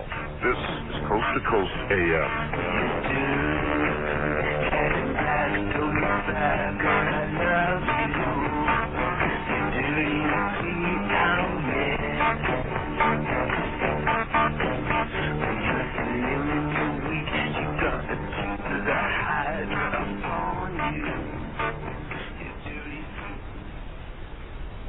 WGAC Augusta, WRFN Warrenton. Think back to your childhood. Remember that one kid who always gave you trouble? Hey, stupid, come here. The one who always goaded you into a fight? Ow, ow, ow. The one who pushed your books out from under your arm? Quit it! The one that just made you look foolish? Stop that, nothing. Well, if our hosts sound familiar to you, now you know why. What are you waiting for? Pick up the phone. It's time to get even. 580 News Talk Radio, WGAC. Hi, this is Amy from Reinhardt's Oyster Bar. And you know, I try not to be prideful, but I have to say, I'm just a little bit proud of Reinhardt's fried shrimp. Reinhardt's fried shrimp is crisp and flaky on the outside and moist and tender on the inside. I'm telling you, people all the time stop me and say, Amy, my children won't eat any fried shrimp except Reinhardt's fried shrimp. So if you haven't come by and had some of the flaky fried shrimp from Reinhardt's Oyster Bar, stop by. After all, Reinhardt's is beyond casual. Reinhardt's Oyster Bar, Washington Road at I-20 toward Martinez. Listen to what the CSRA is saying about Shooter's Gun Shop and Target Range. I can't believe it's a gun shop and shooting range. It's so nice in there. I decided to really learn to shoot our gun we have for protection, and it turned out to be fun. My wife and I go to Shooters as often as we can. I was in the market for a gun. They let me shoot several different guns to make sure I bought the one I like. And Shooters' selection is great. They have a ton of Glocks, HKs, and SIGs. And the shooter staff is so helpful. They help me every step of the way. Shooters, Gun Shop and Target Range. It's more fun than you think. And for more fun under the same roof, it's Shooter's Billiard Store. They've got really nice all-wood tables. My friends and I love it. There was no charge for the accessories, and the setup and delivery was free. Yeah, and Shooters has a master Q-smith who'll fix all your cues and can even make you a custom cue. Come see what the talk's all about. Shooters Billiard Store and Shooters Gun Shop and Target Range on Patriots Way behind Reinhardt's Oyster Bar. 580 News Talk Radio, WGAC Augusta, a Beasley Broadcast Group station.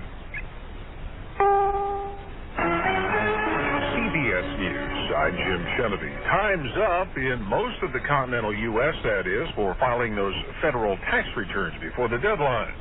Thousands upon thousands of procrastinators lined up at post offices nationwide yesterday.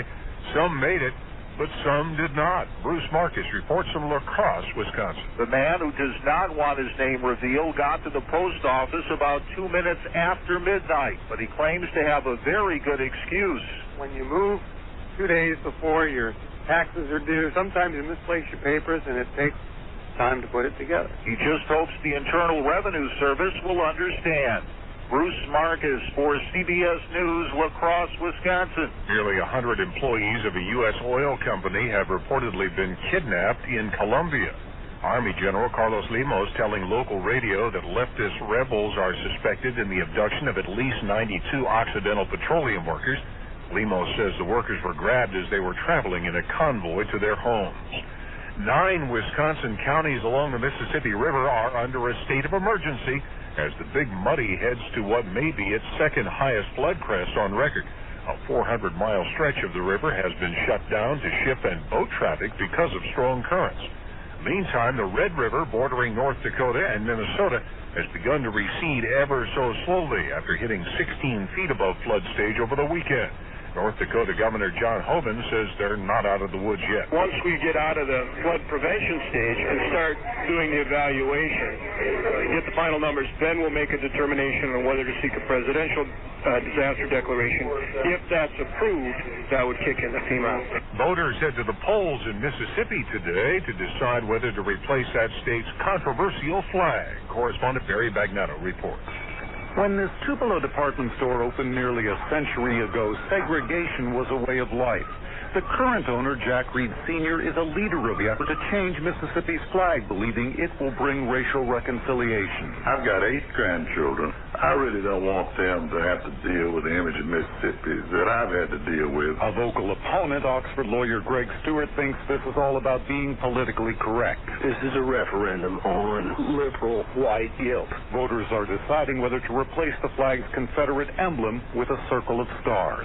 Barry Bagnato, CBS News, Tupelo, Mississippi. The man behind one of TV's most successful series has been arrested on drug charges. Stephanie Roberts of CBS radio station KNX. Emmy award-winning writer-producer Aaron Sorkin, who created TV's The West Wing, is asking for privacy following his arrest on drug possession charges.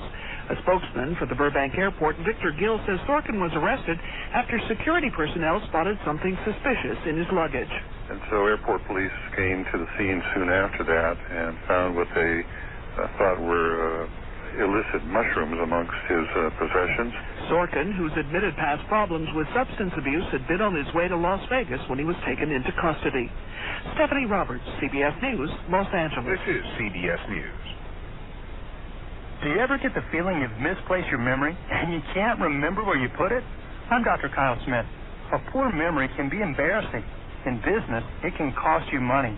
I've spent my career studying brain function, and I've created an amazingly effective supplement called Focus Factor. It's a unique supplement that enhances your natural brain chemistry to improve memory, focus, and concentration. In just a few days, you'll actually feel it working. You'll absorb the information in books like a sponge. You'll be able to recall facts, figures, and names more easily. You'll feel more alert, more focused, and on task. Focus Factor has been a huge success for kids, teens, adults, and seniors, and now you can try it yourself with absolutely no risk. Ask how you can get a free 30-day supply of Focus Factor with your order. Call 1-800-296-6203. That's 1-800-296-6203. Money back if you're not delighted. Again, 1-800-296-6203. A native group in Alaska has declared war on soda pop. Kerry Anderson reports. Soda pop consumption in Alaska's native villages is too high, and so is the rate of tooth decay. That's according to native health officials who are asking beverage distributors to supply village schools and local stores with more bottled water and sugar-free drinks. A dentist in the village of Kotzebue says kids there normally drink 6 to 8 cans of sugary soda pop per day. The Coca-Cola Company recently sent a plane to that village and sponsored a soda pep rally. Kerry Anderson for CBS News. Anchorage. More Americans are parking the car and taking mass transit. That word from a transit industry study, which found that while the number of miles driven on U.S. roads remained steady last year, the number of passengers riding buses or trains rose to its highest level since 1959. Public transit officials credit the growing prevalence of traffic jams for the change. Jim Cheney, CBS News. Roving reporter Scoop Jones here in cyberspace doing a search for car rental companies. Okay, let's type in some words that are important when renting a car. Let's see. Rental car, best value, wonderful, friendly service, reliable, affordable, and gives you a lift. Okay, let's see what we find. Wow, only one website matched my search, rentalrec.com. I guess the choice is clear. Visit them on the web at rentalrec.com or call them toll free at 1US Rental Rec. Don't let the name fool you, it's Rent-A-Wreck. Did Dan tell you he quit? Nicoderm CQ. Last time he tried, cold turkey. The thing I like about that, you give up all your cigarettes at once. The thing I didn't like, it didn't work. By day 2, he was smoking again. So mid-course correction, CQ. I get a high level of nicotine, stay on top of the cravings, and step down gradually. 3 steps forward, no steps back. That's my plan. Nicoderm CQ, so you can give up all your cigarettes at once. Use as directed. Individual results vary. Support program can improve success. Get the latest news, sports and weather, stock quotes, entertainment info, and more right now at www.wgac.com.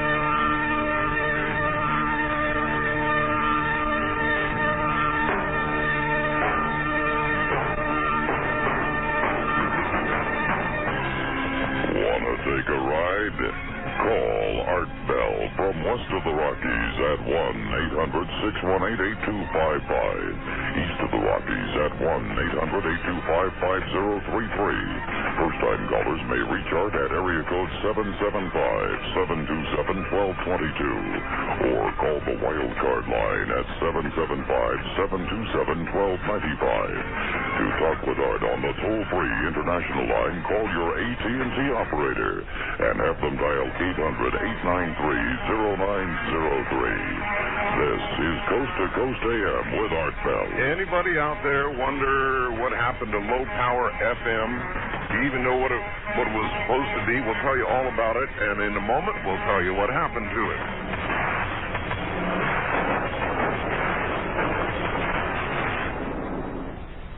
Would you like to feel 10 years younger in 10 weeks? Now there's proof. The effects of aging can be slowed down and even reversed with HGH, human growth hormone. For some time now, you've heard me talk about the incredible age-reversing benefits of HGH. Well, according to thousands of articles, higher HGH levels can help you look and feel younger. That's why I take Ultimate HGH, a natural formula to help boost my body's own production of HGH. If your goal is to help improve energy, stamina, lose unwanted fat, diminish wrinkles, enhance memory, immune function, and vision, then Ultimate HGH is for you, too. Why let Mother Nature get the best of you? Call today and order Ultimate HGH. And when you order 2 bottles of Ultimate HGH, you get the third absolutely free, about $33 a month.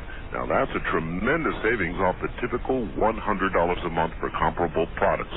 Plus, with your order, you'll receive a free book on HGH, a $20 value, absolutely free. So, call my good friends at Great American Products and order Ultimate HGH today at 1-800-557-4627. That's 1-800-557-4627. 1-800-557-4627. Hi, Tom Bodette from Motel 6, trying to figure out my place in the universe. How? With a sophisticated satellite navigation system that tells me the exit I just passed is the one I wanted. Used to be that's what the wife was for. Fortunately, some things remain simple, like Motel 6. Clean, comfortable rooms, easy on the wallet, easy to find. This is Tom Bodette from Motel 6, heading north, or is that south? And we'll leave the light on for you. Now Bryant tells why joint-ritis arthritis pain relief ointment works for him. Joint-ritis, it's great, but if the price doubled tomorrow, I'd still use it. If you can get some of what you always recognized as your normal lifestyle back, I mean, what's that worth? You can't put it in dollars and cents. Joint-ritis all-natural pain relief ointment with maximum strength menthol and triple skin conditioners lanolin, glucosamine, and chondroitin to help prevent skin dryness. Use as directed for temporary relief of minor arthritis pain. Individual results may vary. Available at Walgreens, Rite Aid, and CVS. Once again, editor of the popular communications magazine, Harold Ort. Harold, there was a plan put forth by the previous FCC commissioner for people, even in the beginning, I guess, for individuals to put up low-power, very low-power FM radio stations in their own home, I suppose, if they wanted to, or organizations, very low-power FM stations, that would sort of just go on the air and be serving like either a part of a community or a small community or something like that. It was very exciting. What happened to the low-power FM? Yeah, Art, very exciting, and it all went down the tubes. Basically, the bottom line is my friend Billy Tozan, the National Association of Broadcasters, and a bunch of other clowns and characters went to work and made it a, churches and non-profit organizations can get in on the LPFM bandwagon, but they've made it non-commercial.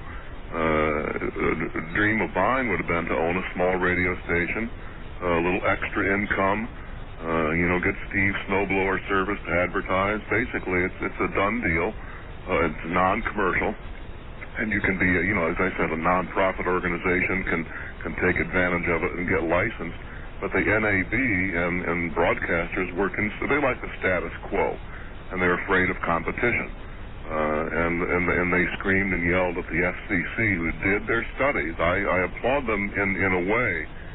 They said there will be no interference or very little interference, and we can work around that. And there would be field engineering tests, and there would have been.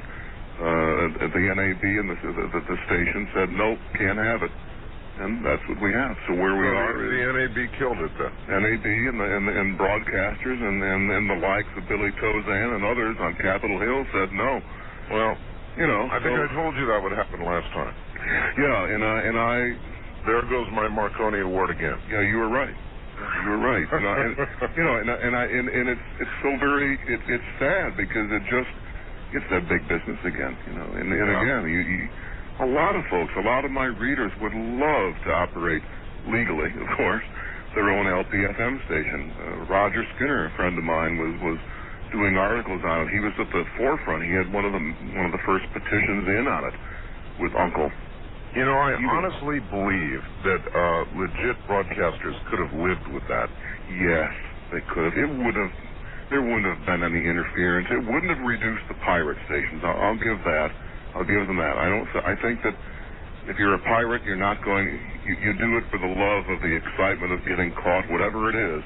But you're going to pirate. You're going to pirate. So it's not going to remove them necessarily. It wouldn't have. All right, now, but yes, but it still would have been a great service. God, yes. All right. Anyway, you have a section in your magazine called "The Pirate's Den." Yep. And in there, you monitor stations that call themselves things like, let's see, I've got it here, Psycho Radio. Oh, incredible stuff.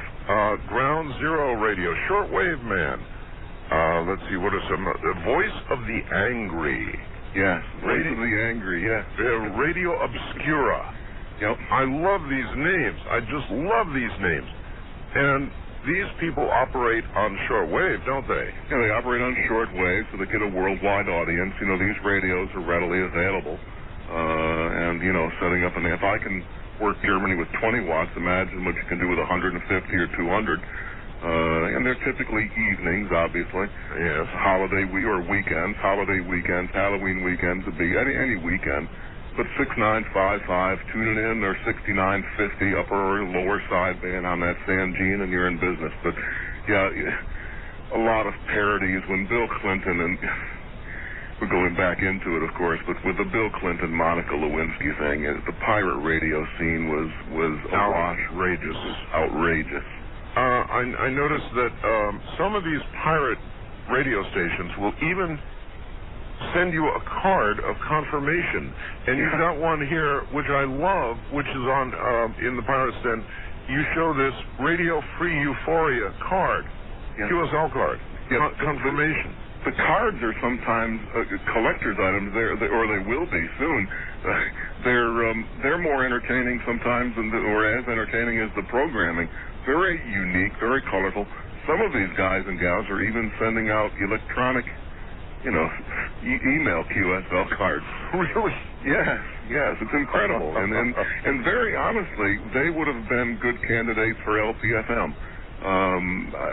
My surveys have indicated that they probably, the ones that are the pirates on shortwave, would more certainly have moved to a licensed low-power FM frequency for here in the U.S. For those who have shortwave radios, a lot of action takes place around 6955, right? Yeah, or 6950.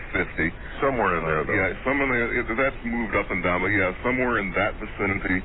Any evening, just sit there and be patient, and you'll hear something. And it's in many cases they're wannabe broadcasters, and frankly, I know some that are actual licensed broadcasters, and they love to have fun on the weekend or nights. Really? Some are licensed, or paid broadcasters having fun. Mm-hmm. But some of the programming is very unique. Some of it's a little racy, but what isn't today, But anyway, that's very interesting stuff. Yep. And so you list every month what you've heard, or what your people have heard. The readers? You have somebody that puts his column together, or how does it work? Yeah, Eddie puts it all together. Ed Teach puts it all together, and he compiles all of the reader loggings or reception, reports. And we need more, of course. But what it is, you've got a magazine with 10 bazillion circulation out there, and you've got 15 or 20 people that are regular, what we call reporters, sending in material. They think, well, it's like I'll write my congressman. Nobody. Somebody else will do it, but that's not always the case. So we can use more, certainly. Now, is the FCC as intent on busting these people as they are in other areas of radio? Are they actively chasing after these pirates? Yeah, maybe even more so because of the reach. Because you've got to remember, it doesn't just stay. FM signals are going to pretty much stay within a 50. Local, regional, but you had a shortwave signal. It's not looking good for the U.S. when you've got, Johnny sitting there in the middle of Iowa, blatantly transmitting, I should say, broadcasting, and then the world is hearing it. So yeah, there's a very concerted effort to take down these folks and find them, and they have been. Have they? Yeah, and I would think that would be very difficult most times. I mean, it is very. Yeah, you've got to. They're relying on a lot of. Depending on the shortwave frequency, a few blocks, a few miles away, you can be causing interference to another service, maybe a harmonic frequency. So that's, I assume, how they usually get caught, rather than the FCC tracking them down. Or like some. Because you have to say they are criminals in the strict sense of the word. Oh, yeah. So they'll brag about it. Absolutely. So they'll talk about it. It's like any other crime, if you will. People will talk about what they do, and, loose lips sink subs or ships or whatever, you say. And pirate shortwave stations. And so when Johnny is broadcasting away about God knows what, and the FCC walks in, what do they usually do to Johnny? What is Johnny's fate? Johnny's fate at the moment is he can cease and desist at the moment and stop broadcasting.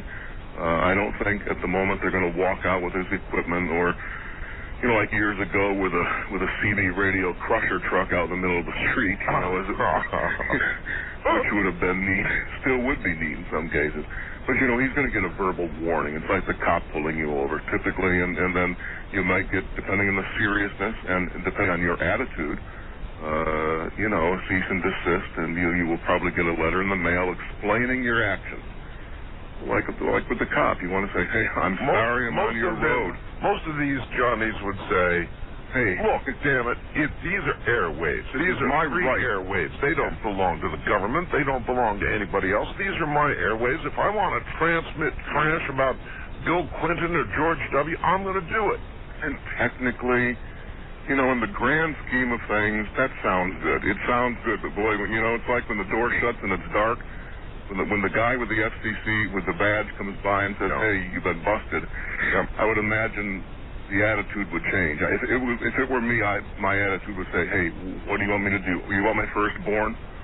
Because $10,000 or $30,000 is a lot of money to give up for, I've always said I don't want to be in jail with Willie. What are you in for? Yeah, they're thinking like broadcasting. Fine you $10,000 a day or something like that? A day, yeah. Yeah, that'll add up. That'll discourage you. Yeah. Well, a lot of hams are getting it too. The racist comments and a lot of the off the wall, Well, okay, let's cover that for a second. There is a new sheriff in town. We talked about him last time, Raleigh Hollingsworth. Actually, I was talking to Riley, and he's going to come on the program, but is he? Good. He declined. We set him up right at the beginning of the year. When I came back, but he declined. He said, you know what, we kind of want to get a lay of the land. We've got a new FCC commissioner coming in. Yeah, right. He wanted to get a foothold. Yeah, that's right. So eventually we'll have him on, but he has been enforcing like crazy in the ham bands. And everywhere I go, I attend 5 or 6 ham fests a year. Dayton's next month. My God, time flies. He's always a guest speaker. And he always draws standing room only, and he's talking. He's saying what we've wanted to hear for years. the amateur bands are basically supposed to be self-policing. That's right. And to the large extent they are. But people will be people, Art, and people know that you're going to have renegades. And you've got to, every once in a while, slap their behind, bring them in line. So you continue in this day and age of spectrum losses. You don't want to lose any more than you've lost. You want to retain it. And, spectrum today is going for big bucks. Big bucks, yeah. And there isn't a broadcaster alive, or I say not a broadcaster, but the cell industry would love to take more of our. Well, they would love 2 meters. Wouldn't they love 440? Sure. So we've got to be good boys and girls, and most people, 99% of the folks I speak with, are staunchly behind Riley Hollingsworth. He's a good man. Yeah, he is. He's a hard worker, and he tells it like it is. And he's actually beginning to get things to sound better on the bands. Yeah, he is. It really is working. The enforcement is working. Right. You don't need to clean up but about 3 or 4 people. Well, years ago, there were, when I was a kid with CB in the 60s, there weren't but about, and a lot of them Texas and Florida, there weren't but about 8 or 10, a dozen of these clowns, that you could hear. Well, it's like the IRS, they bust somebody high profile for evading taxes, right, and that scares the bejesus out of everybody else, right? Well, that's a good effect. And it works. Sure, it should be. Now, that's fine, all fine and well, and I'm happy he's doing that with ham radio. But then comes Citizens Band, and boy, I don't know how much enforcement is going on in the CB bands. Do you? Yeah, he's not the man, of course. No, of course not. He's not. But there is a system in place, and there is enforcement, and there is. He may not be the man to do it, but he certainly is influential, and obviously is in contact with his folks, obviously all the time. And he's saying, hey, look, let's stop the incursion into 10 meters. Let's stop the freebanders. Let's stop all of this. They're doing. They're understaffed, they're undermanned, the whole bureaucratic bungle. Believe me, I know. And they're doing their best with limited resources, I think is the bottom line. And he's doing a fantastic job. With cleaning up CB, there are so many like cleaning up the Garden State Parkway, okay? Or the LA whatever, right? There was a recent proposal considered, I guess, seriously, put forth by Alan Dixon, and originally CB was only intended, actually if you go back to the early days, and I remember the early days, you had a base station and you had X number of mobiles, and you could only talk to them. You couldn't talk to anybody else. Yeah, could you hear the Gestapo? Sure, exactly. Yeah, that was the rule, and it was strict. Yeah. And then slowly things began to change, and people realized they could talk to each other, kind of like over the neighborhood back fence. Yeah. And that was the beginning of the end of the regulation of CB, really. Yep. At that point. Then years passed, and now they're considering it altogether something else. And people like Alan Dixon want CB to be sort of a no-rules ham radio. And he had a petition for reconsideration regarding the 155-mile limit.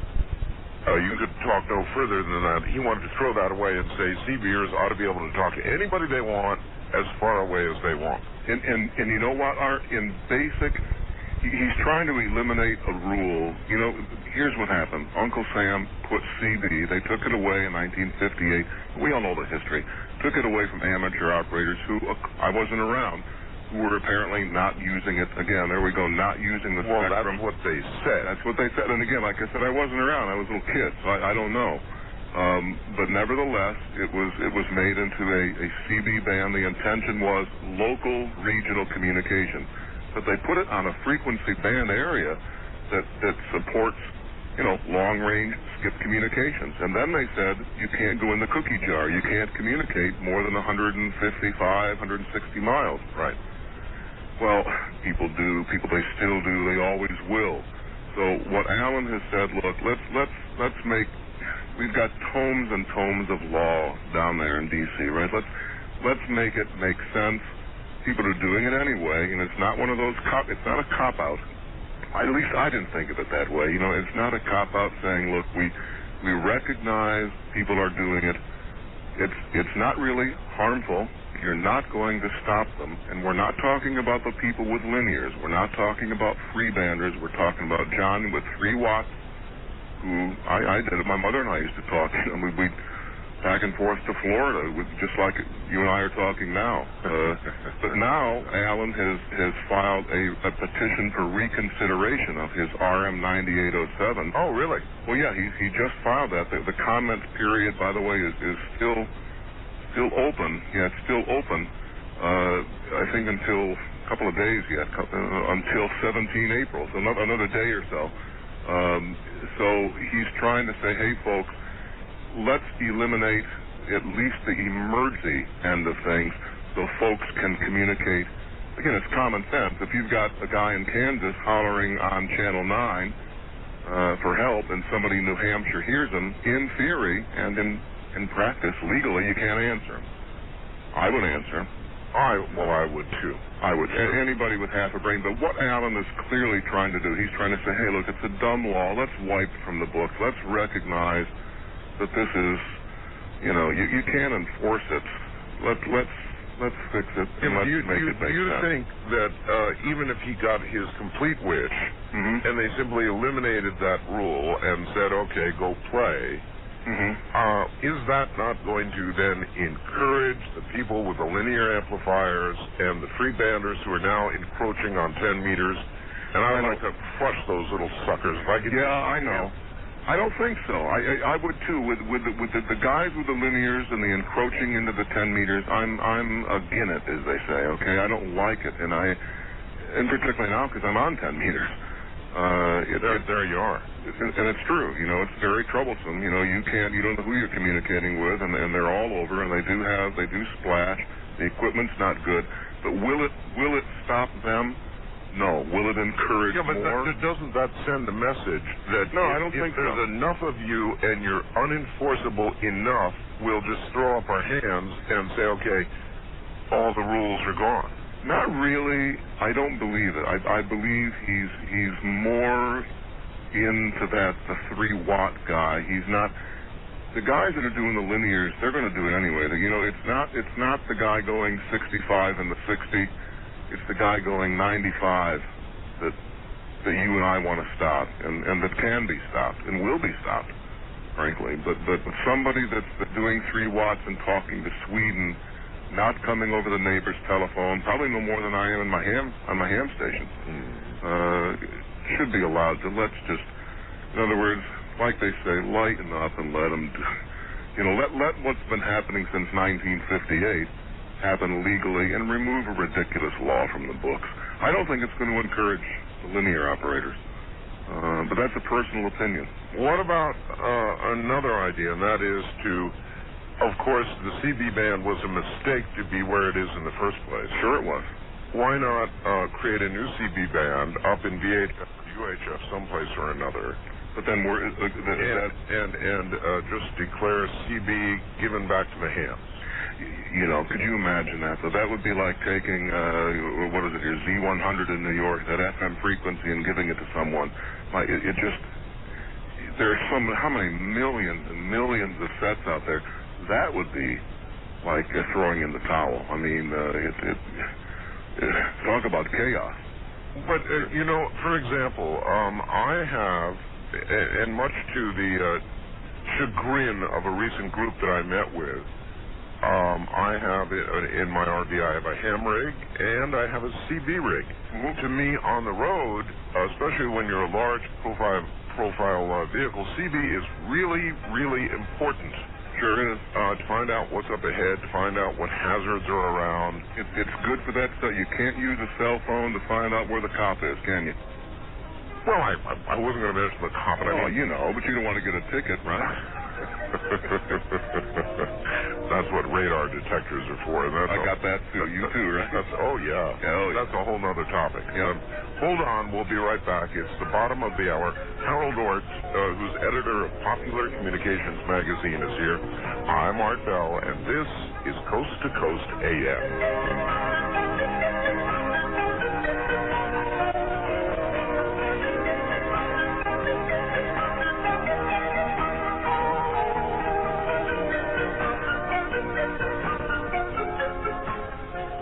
This is Skip Carey. Follow the Braves all season long on the Braves radio home in Augusta, 580 News Talk Radio WGAC. Last year, we drove 400,000 miles, tasted over 1,300 food samples, vacuumed up 600 pounds of rice, flour, and dirt, washed 6,360 dishes.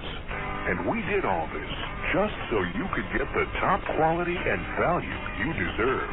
We're Consumer Reports, the magazine that tests products to help you shop wisely. You have the purchasing power. Let us provide you with the facts. Call now and get 13 issues of Consumer Reports, including the annual auto issue. Plus, you'll receive the Buying Guide 2001 and the book How to Clean Practically Anything free with your paid subscription. A $70 value, all for just $26. Small change when you consider the long-term savings. Isn't it about time you got what you paid for? We think so. Subscribe now. Call 800-854-4000. That's 800-854-4000 for Consumer Reports. I'm going to read to you from a letter about 17-year-old Cecilia Carrasco that never should have been written. It says, Cecilia excelled in everything she undertook. She was an AB honor student, loved life, was a very vibrant person. She played the flute like an angel in the band, where she won many awards and medals. The house was always full of the sound of music and laughter. Cecilia was a generous, loving person. As a friend, she was very loyal. Even older persons would come to her for advice. She was very mature, understanding, and compassionate. She was our only child. Signed, Maria Carrasco. Cecilia stopped filling her parents' home with laughter and music when she was killed by a drunk driver. It didn't have to happen. Tragedies like Cecilia's should never happen. You can help prevent them. Get the keys. Friends don't let friends drive drunk. A public service message brought to you by the Department of Transportation, the Ad Council, the National Association of Broadcasters, and this station. If you're one of the millions of American drivers who suffers from seasonal allergies, new research on the effects of allergy medications could save your life. A recent study found that taking an over-the-counter allergy medication known as diphenhydramine or Benadryl caused greater impairment in simulated driving tests than after alcohol use. Additionally, the study showed that participants could not predict their driving impairment based on how drowsy they felt. Today, more than half of the states in the U.S. have laws restricting the use of drugs that can impair driving. Patients should heed warnings on all product labels that suggest that they should not drive while taking sedating medications, including over-the-counter allergy medications. If you suffer from seasonal allergies, ask your doctor about non-impairing second-generation antihistamines such as Allegra, fexofenadine hydrochloride, for people 12 years and older. Side effects are low and may include cold or flu, nausea, and menstrual pain. For more information, see the ad in Health Magazine. Log on to www.allegra.com or call 1-800-ALLEGRA. Never underestimate the power of an antenna. Janice knows that after investing in a wireless communications company. Management said the company and the network were growing. Janice went above and beyond to check the company's projections and straight up to the source. The rooftops. 15 stories high, Janice met with technicians to learn their business from the bottom up. Janice asked what it took to install an antenna, found out how fast they could install more, and projected how fast the network could grow. Those projections were right on. Money was in the air, so Janice invested. The network, the business, and their stock took off. To Janice, the sound of a good investment couldn't be more clear. Is your money tuning in? Get there. Janus Mutual Funds. Visit Janus.com for a prospectus containing more complete information, including expenses. Read it carefully before you invest or send money. Past performance is no guarantee of future results. Janus Distributors, Inc. Cellular One subscribers, if you see news, just hit star GAC. To let your mobile news station know.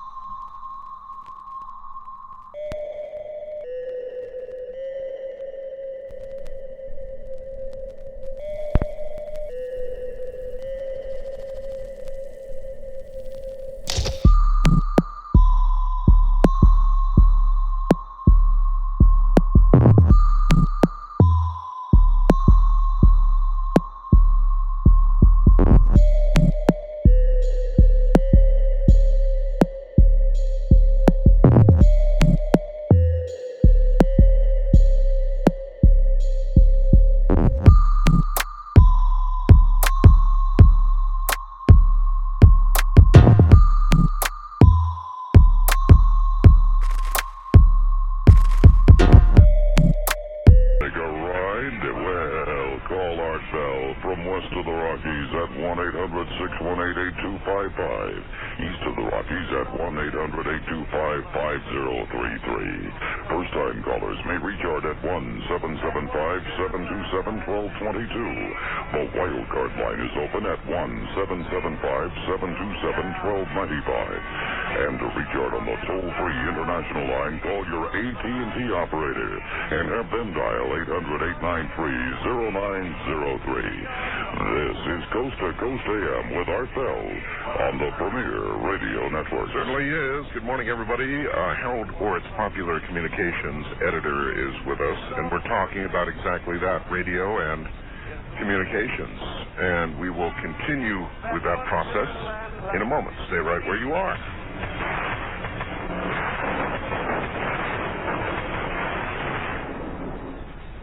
On the line with me is Bill Konigsberg, father of two, Geico Auto Insurance customer. Bill, you saved money with Geico, enough to put your kids through college? Well, no. But your kids will benefit, right? I guess. You heard it. Parents who love their children switch to Geico. If you'd like to see the light in a young child's eyes, not to mention possible savings of 15% or more, call 1-800-947-AUTO. 1-800-947-AUTO. Geico Direct, the sensible alternative. Hi there. I'm your concentration. I'm what keeps you from running around like a chicken with its head cut off. I'm right here in your brain, but with your crazy schedule, you've been a little too frazzled to notice. Maybe you should try Ginkgoba. Ginkgoba helps keep you sharp by increasing the flow of oxygen-rich blood to your brain. Being sharp helps you stay focused, so you can get things done and turn yourself into the success you want to be.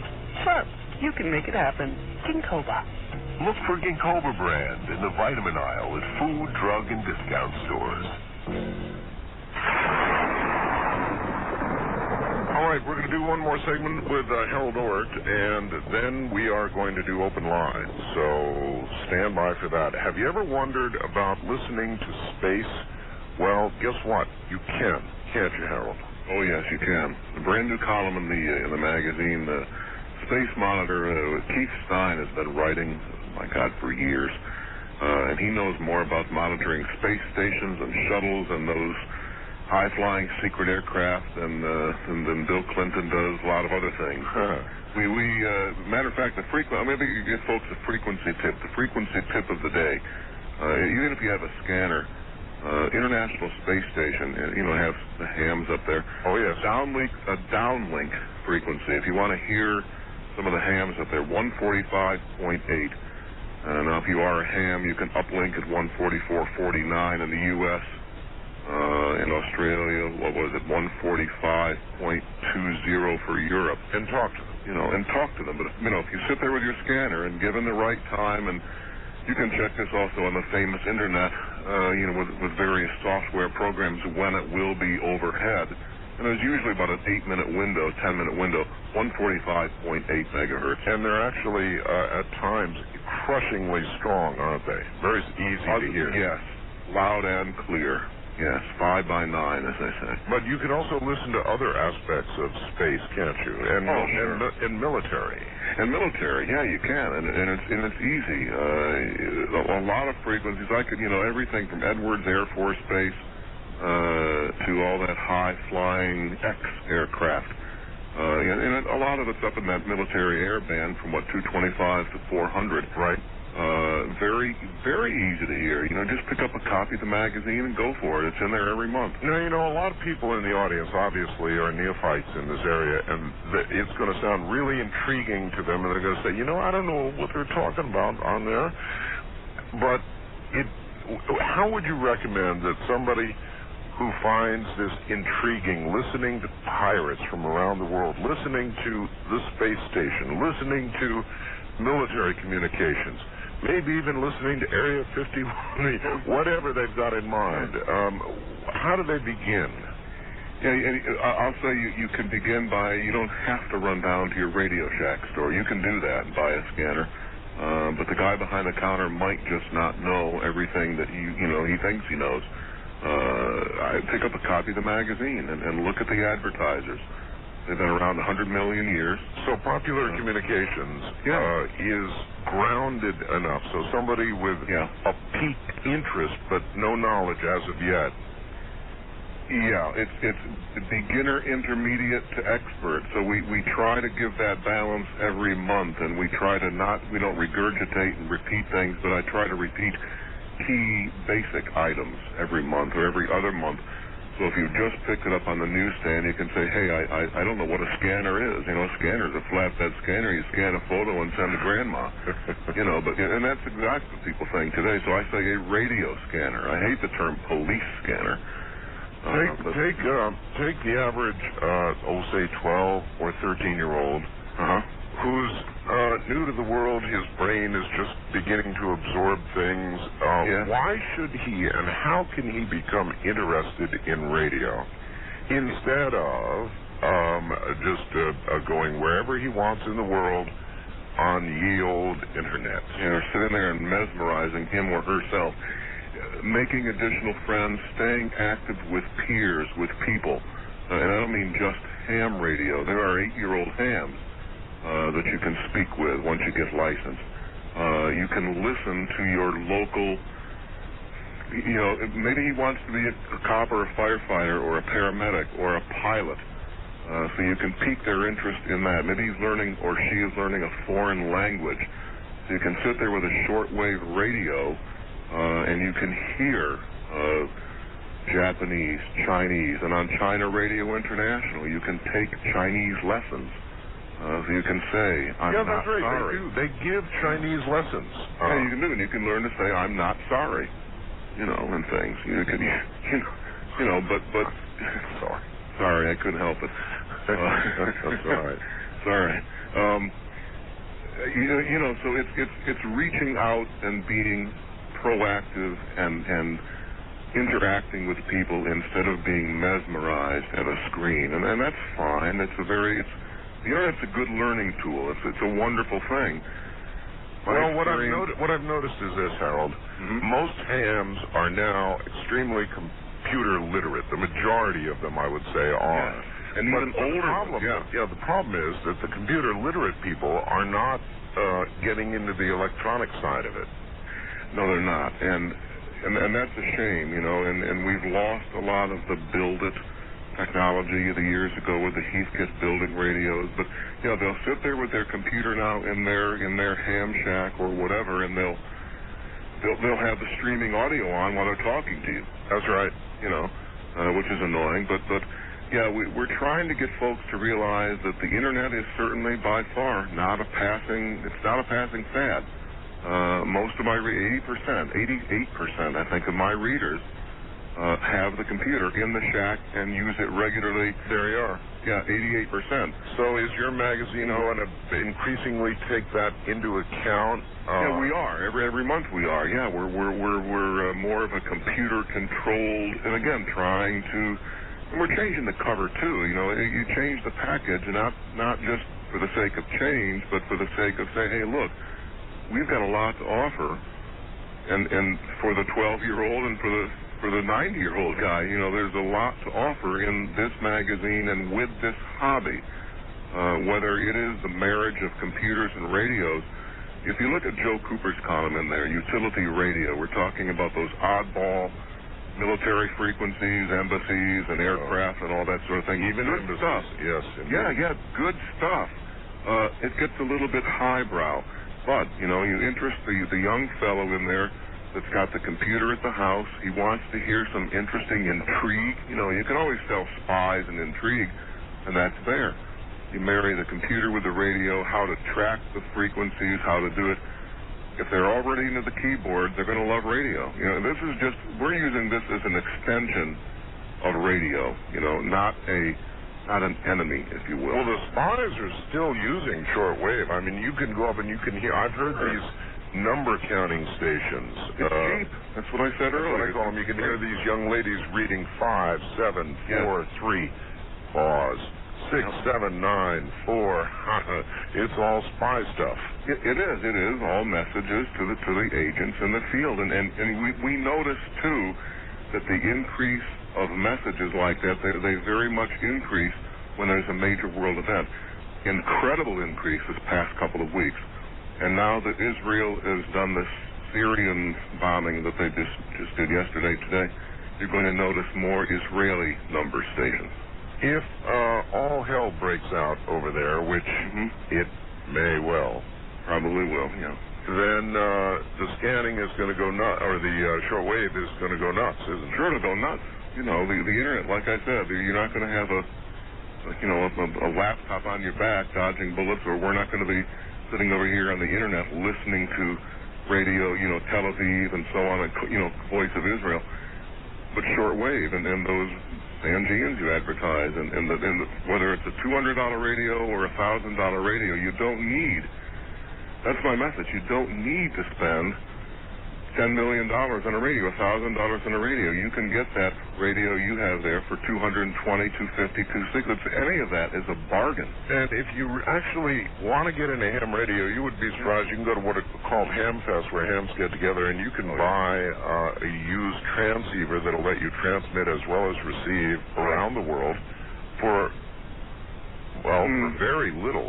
You can get, I'll tell you what I did. I got a new, and this is, used, buyer beware, and many times from a reputable dealer, they come with guarantees, and that's fine. I like new, but $200, that's cheap in today's money. It certainly is. My little MFJ radio, I'm talking first contact in Germany, 12 to 20 watts. Beautiful. With a $3 wire antenna strung between the tree and the house. All right, let me ask you about something, and I'll just get your opinion on it. I don't know that anybody knows for sure, but it was a couple of weeks ago now, Harold, we had a mega flare. Yes. And I don't know whether you follow flares or not. I would imagine you probably do. Yeah, we do.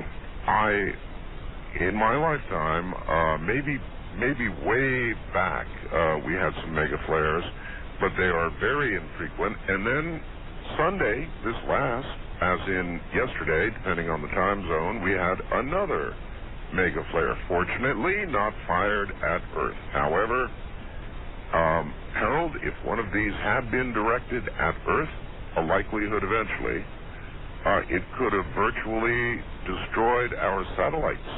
Yes, satellites. You have even, believe it or not, even high-flying planes. You get a lot more radiation. They say it's not dangerous, but what are they going to say it is? If you look at the, I think it's the NOAA or NASA site that rates these things, they say that during an extreme flare of the kinds we've been having here lately, if you were on an airliner going cross-country, you would get the equivalent of 100 chest x-rays. Yeah, I heard that. I heard more, but 100 that's a conservative. They had a flare the other day, an X-14. That's right. And this is, they call it, I'm looking at the NOAA release here, superpower regions of solar cycle 23. This came out of a major sunspot group. Sunspots, for listeners that, without making it technical, sunspots are good for long-distance shortwave radio communication, whether it's ham or broadcasters. But you get a flare, poof, wipes everything out. That's right. It's good on VHF, so the local ham operator on 2 meters and other VHF frequencies, he's going to have a ball. But nevertheless, a solar flare can wipe out. A few years ago, was it Canada? Actually, it took down the power grid. Yeah, it took down the power grid. That's right, Canada. And this flare we had was quite a bit larger. That was an X9 flare that took down the power grid in Canada. Right, and this was a 14, although now they say with this one, Art, it was going just the other day around the backside of the sun. Well, you have the western rim, but I'll tell you, the one before it, 2 weeks ago, that was an X22. Whoa. I called the observer at Big Bear Solar Observatory, and he said, we registered this at an X20, but that's where we saturated. Our gear to measure it saturated at an X20. Wow, that's unbelievable. This solar cycle has been very, very active. I want to ask you about that. I mean, the sun flipped polarities a month or so ago. Yes, which is an indicator that it's probably near the end of the cycle. And yet, all of a sudden, the moment it flipped polarities, it went berserk. And scientists do not, we've been observing the sun since, the 1700s with records, still do not understand what makes these sunspot regions and what gives it all of this energy. And we know what the sun is, and the fusion, the fission, and all that sort of thing, but we don't know what does it.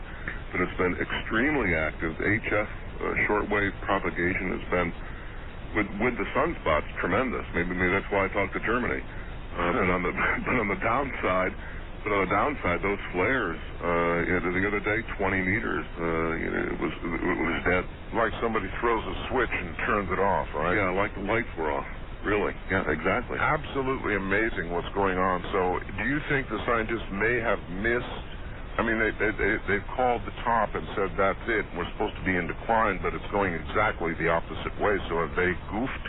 And not really. I think it's easy to predict something when you know that it's an 11-year cycle to begin with. So, I mean, I could sit here, and I'm not a predictor or prognosticator. I can say, okay, Art, yeah, we've peaked out. That came, as a matter of fact, in February. They say it did. But we won't see much more heavy-duty activity beyond it. And that's all malarkey. The scientists have agreed to disagree. So then, basically, they don't know. They're not certain, everything, one door shuts, another, you know what I'm saying. It's practice. Practice makes perfect, and they're trying their best. But believe me, what's happened lately with the sun and all these sunspots has baffled a lot of scientists, NOAA included. Yeah, they're baffled. They're talking about the flare that was this one 24 hours ago. This was possibly the largest ever observed, and the one you observed, the largest ever observed. Yes. Yeah. That's troubling because, of course, I tried to explain to the audience earlier that these sunspots that have now disappeared around the sun, it doesn't mean they're gone. Yeah, in actually 21 days at the equator, they're going to come back around, and they're going to be pointed at Earth like a shotgun at your belly. Yeah, although they did say with this, and that's true, but they say with this X-14, that's how they class them, obviously, but that one that probably will not come back much at all. Oh, probably, but who knows what's boiling up on the other side? On the other side, exactly. Well, that's what makes it an inexact science. You're dealing with laws of nature in the universe that we're just beginning to grasp, and we've got a long way to go. Well, you certainly cover it all in your magazine, and as a matter of fact, even hams who operate on satellites.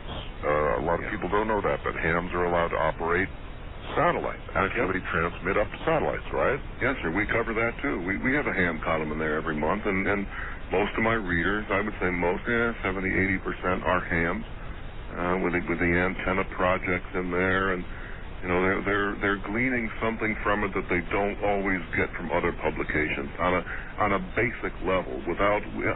I'm not QST. I'm not my other magazine. I'm not CQ.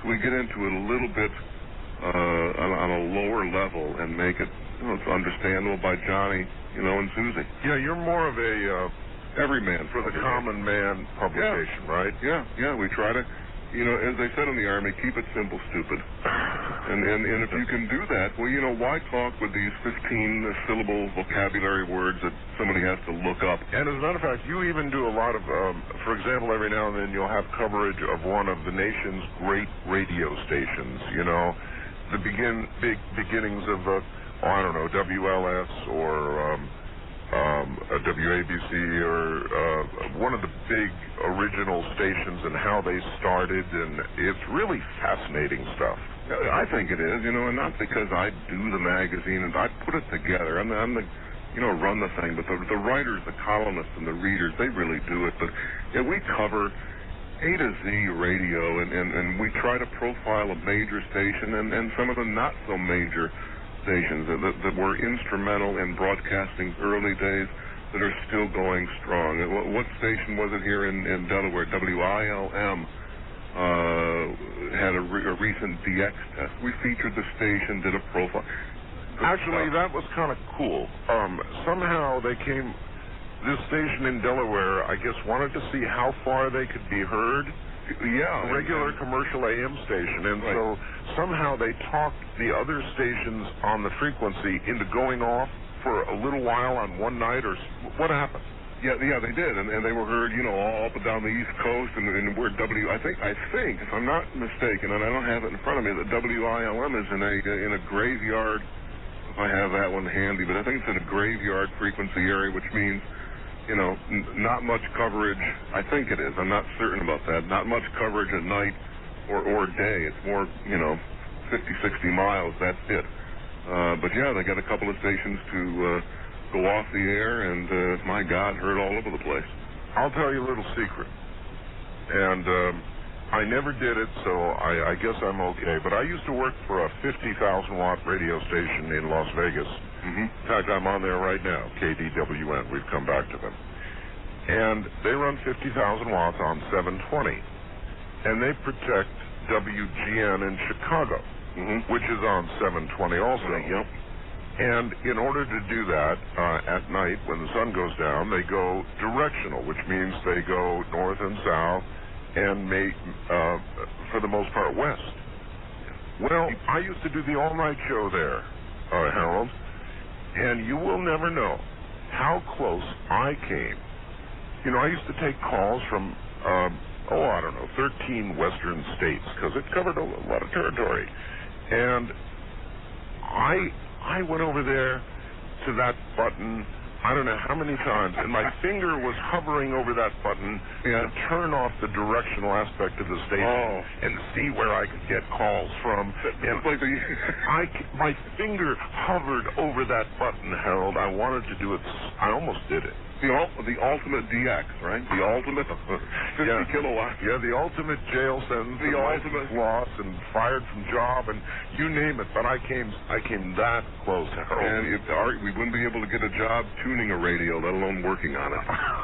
You couldn't install a radio in a car for GM. No. I know. I've known folks that did that at a small daytimer. It was $250 at night, a kilowatt day, graveyard, and they would forget for an hour or two after sunset, maybe conveniently forget to. And you get a call from 500 miles away. I got to lower that. I know, but imagine doing that with 50 kW. You bet. Well, listen, Harold, tell everybody how they can get your magazine. Of course, on the internet, we have on my website, we have a link right now so they could get it that way. Otherwise, if they want to get Popular Communications and start to get informed, the easy way, how do they do it? Yeah, the easy way is to tomorrow morning call, or this morning, a few hours from now, you can call my 800 number, 800-853-9797. 1 year is $28.95, which isn't too bad. The newsstand price is more, and certainly we appreciate it if folks are picking it up off the newsstand. But clearly subscribing, you save a lot. Or you can call if the 800 number is busy. You can call. They're on Long Island, area 516-681-2922. and tell them you listen to the Art Bell program, and they'll say hi to you and maybe send you an extra issue or something. Tell them that you heard me on the Art Bell program. Well, radio is my passion, as you know, as it is yours, and I can't do this kind of thing too frequently because it's not as mainstream as you would think. And I know that. But every now and then, to hell with it. You know, if I've got this big forum, then I can do it and update on everybody on what's going on in radio. All right, so we can do that. Yeah. Listen, folks. It's worth getting Popular Communications. It's in my sacred rack. It should be in yours. It's 1-800-853-9797, and it's well worth it. I mean, you'll just be informed on a wealth of things all about radio, and now even the internet. So you're really doing some kind of job there, my friend. Hey, thank you, Art. And listen, have a good year. Take care of yourself. Good spring. Harold, take care. Thanks. That's Harold Ort, the editor of Popular Communications, which really is in my sacred rack, folks. He's a good guy, and I suggest you do some reading. You'll love it. You'll love that magazine. If you even are inclined slightly toward radio, I'd say this is probably the way to begin. All right, open lines directly ahead from the high desert. I'm Art Bell, and this is Coast to Coast AM.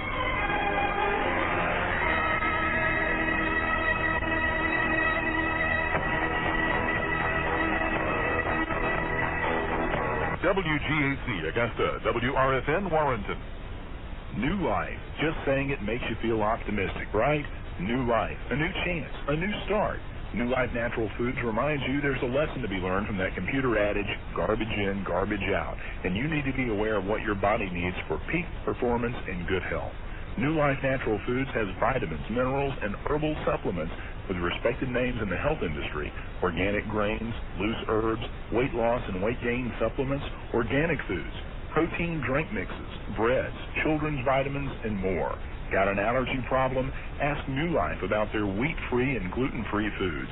And check out the natural soaps and shampoos and all of the helpful books and materials. Speaking of health, the New Life staff is experienced, knowledgeable, and helpful. There's vitamin C to help your immune system.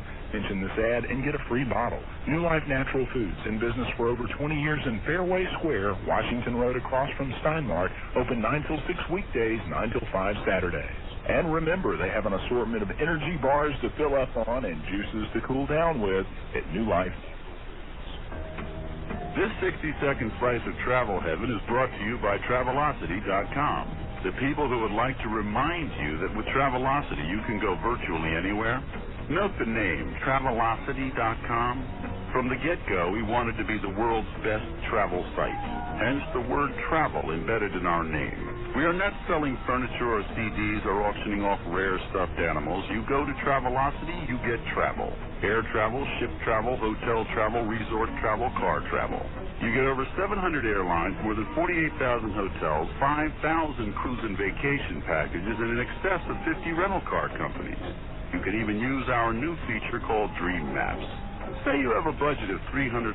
You put in the amount, and Travelocity's incredibly powerful search engine scans the travel world, and in a few seconds you have all the destinations you can reach for your budget. With Travelocity, you possess the keys to the travel kingdom. Travelocity.com. Go virtually anywhere. AOL keyword, travel. 580 News Talk Radio, WGAC Augusta, a Beasley Broadcast Group station. CBS News. I'm Jim Sheneby. The tax filing deadline is now come and gone for most Americans. So why wait until the last minute? Didn't know any better. They've gotten plenty of my money over the years, and this is the least I could do. An old habit. An old habit's hard to break. For some people, it's more of an event to file late. Marla Diamond of WCBS reports on just one such man. Last-minute filer Rick Daniels of Rhode Island makes a game of mailing his taxes. The object, to file in all 50 states. Where was it last year? Seattle. Why does he do this? Well, I believe making good things out of bad things. So it's a hobby now, rather than a drudgery. So where to next year? Well, I think Minnesota. Minnesota? Yeah. It's a state I haven't done yet. I pick Hawaii. I'll get there. Marla Diamond, CBS News, New York. Israeli troops have seized Palestinian-controlled areas in the Gaza today, retaliation for yesterday's mortar fire on an Israeli town. Robert Berger reports from Jerusalem. Israeli troops moved several hundred yards into Palestinian territory in Gaza overnight in retaliation for Palestinian mortar attacks on a town in Israel. The Army says it will hold the areas until the Palestinians stop shooting. Palestinian officials say the Israeli Army has occupied 3 security posts. They accused Israel of a dangerous escalation. The trial of accused Alabama church bomber Thomas Blanton is gearing up in Birmingham. Reporter Donna Francavilla is there. Attorneys involved in Thomas Blanton's murder trial can't say much.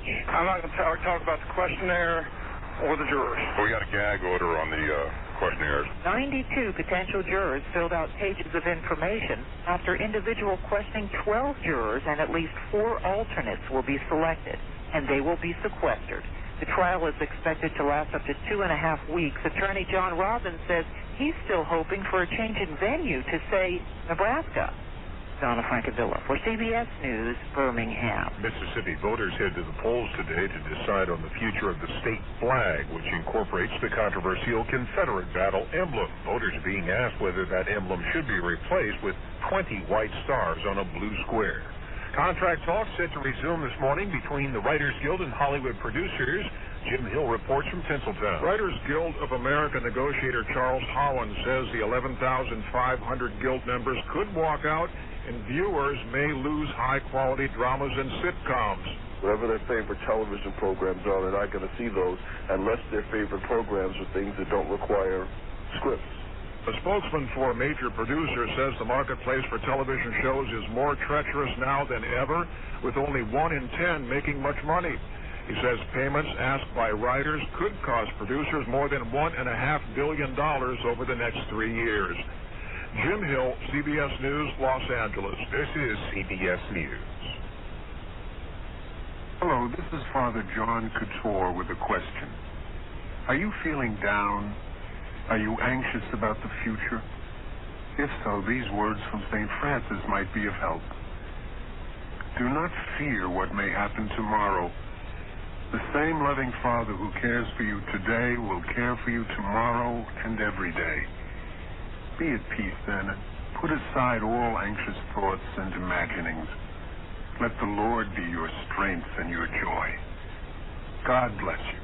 Commercials are more believable if you get to know real customers. So on the line with me is Michael Weisbrod, a Geico auto insurance customer. Michael, tell us about the real you. Well, I'm 5'11", 170 pounds. My pronouns are sunset, honest people, walks on the beach, puppies, and low-cost car insurance. It doesn't get any more real than that. To join sensitive people like Michael, call 1-800-947-AUTO. You could save 15% or more. 1-800-947-AUTO. Geico Direct, the sensible alternative. The man who allegedly attacked the Liberty Bell with a hammer 2 weeks ago has been declared incompetent to stand trial. Don Ostakovich of CBS radio station KYW reports. Mitchell Gilliard has been ordered held for 30 days at a federal psychiatric facility in the wake of the April 6th hammering of the bell. He could have gotten as much as 4 months to sort out his mental state, which for now is incompetent to stand trial.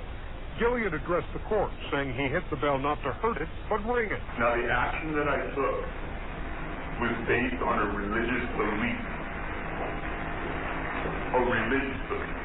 And this country is based on In God We Trust. Gilliard wants to defend himself without a lawyer. John Ostakovich, CBS News, Philadelphia. Oscar-winning filmmaker Steven Spielberg has stepped down from an advisory board to the Boy Scouts of America, saying he doesn't want to be associated with a group that engages in discrimination. Spielberg made no direct reference to the alleged discrimination, but it was an apparent reference to the group's ban on gay scoutmasters. Jim Shemothy, CBS News. Are you losing your hair?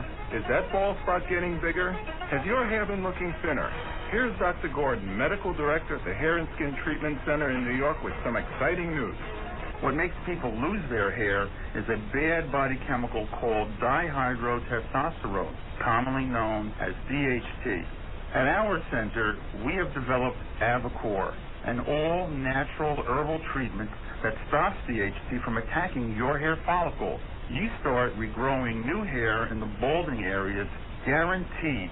In 5 years of clinical testing, Avacor shows a 90% success rate in both men and women. Avacor is all natural and completely safe and effective. Call 800-662-8168. Now you can use Avacor risk-free for 3 full months. We're confident it's going to work for you. Call 800-662-8168. That's 800-662-8168. Get the latest news, sports and weather, stock quotes, entertainment info, and more right now at www.wgac.com.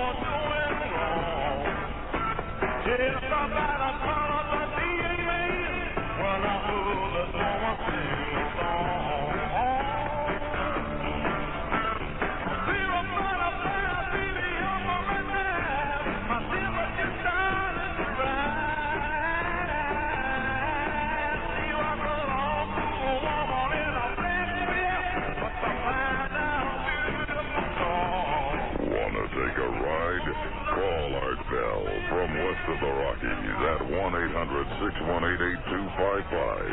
East of the Rockies, 1-800-825-5033. First-time callers may recharge at 1-775-727-1222. The wild card line is open at 1-775-727-1295.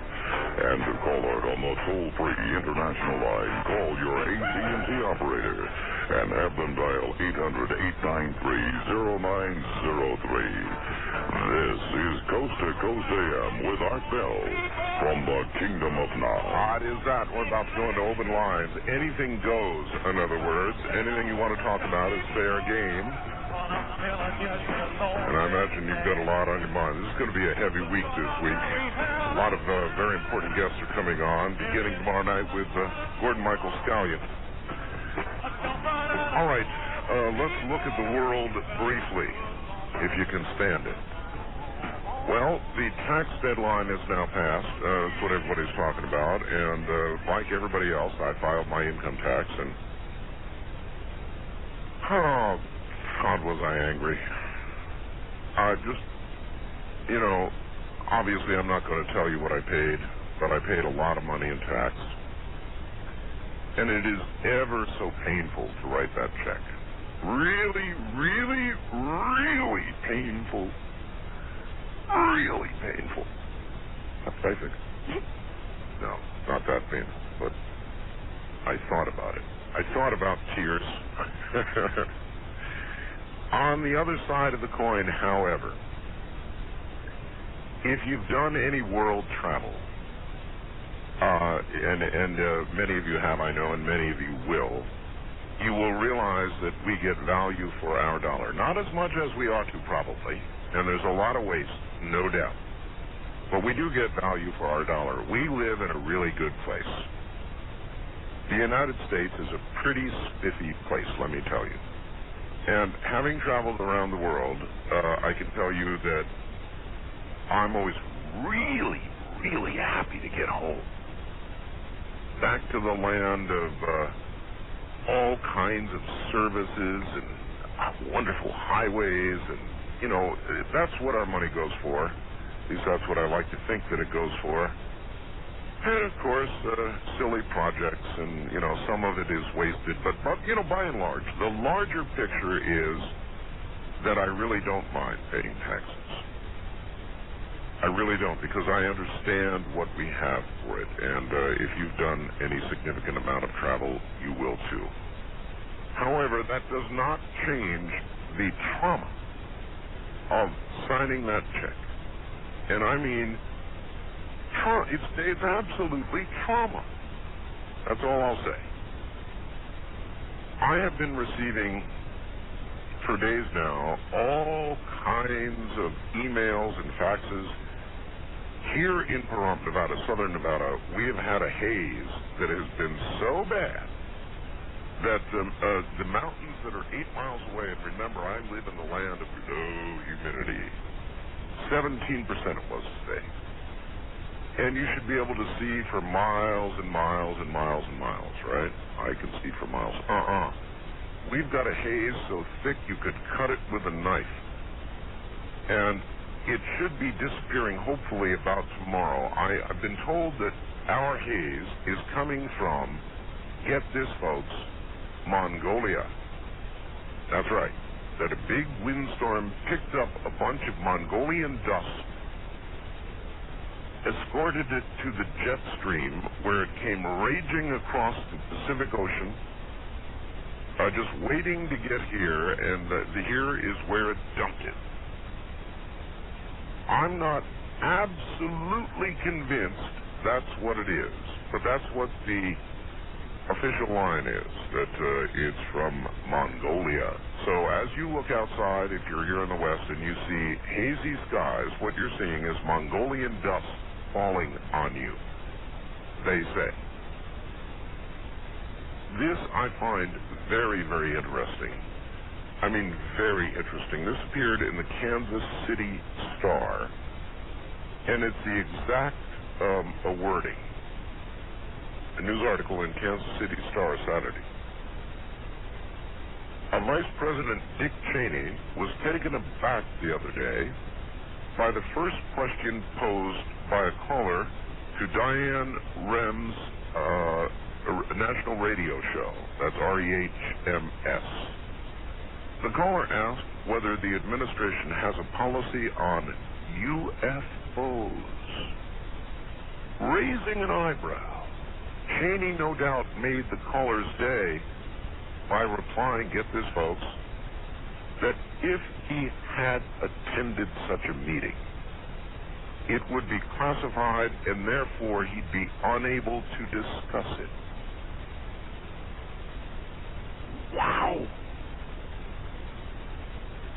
Why would he answer that way? Why would he answer it that way? If he had attended such a meeting, said he, it would be classified and therefore he'd be unable to discuss it. I'll be damned. So in other words, he did not answer the question. In fact, you don't have to read very far between those lines, do you,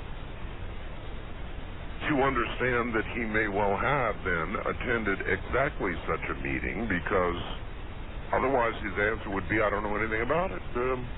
I'm in government now, and why I investigated or I looked into it, and I just don't know that there's a thing to it, UFOs. Ha ha ha. But that isn't what he said.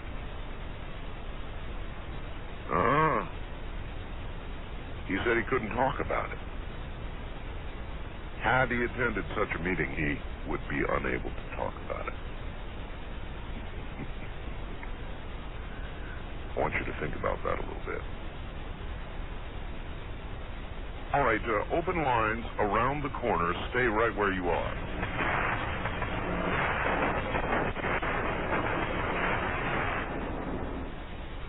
Are you afraid of losing more money in today's markets? You don't have to be. There is a way to protect your investments, but you need to know where to look and what to buy. Please listen carefully.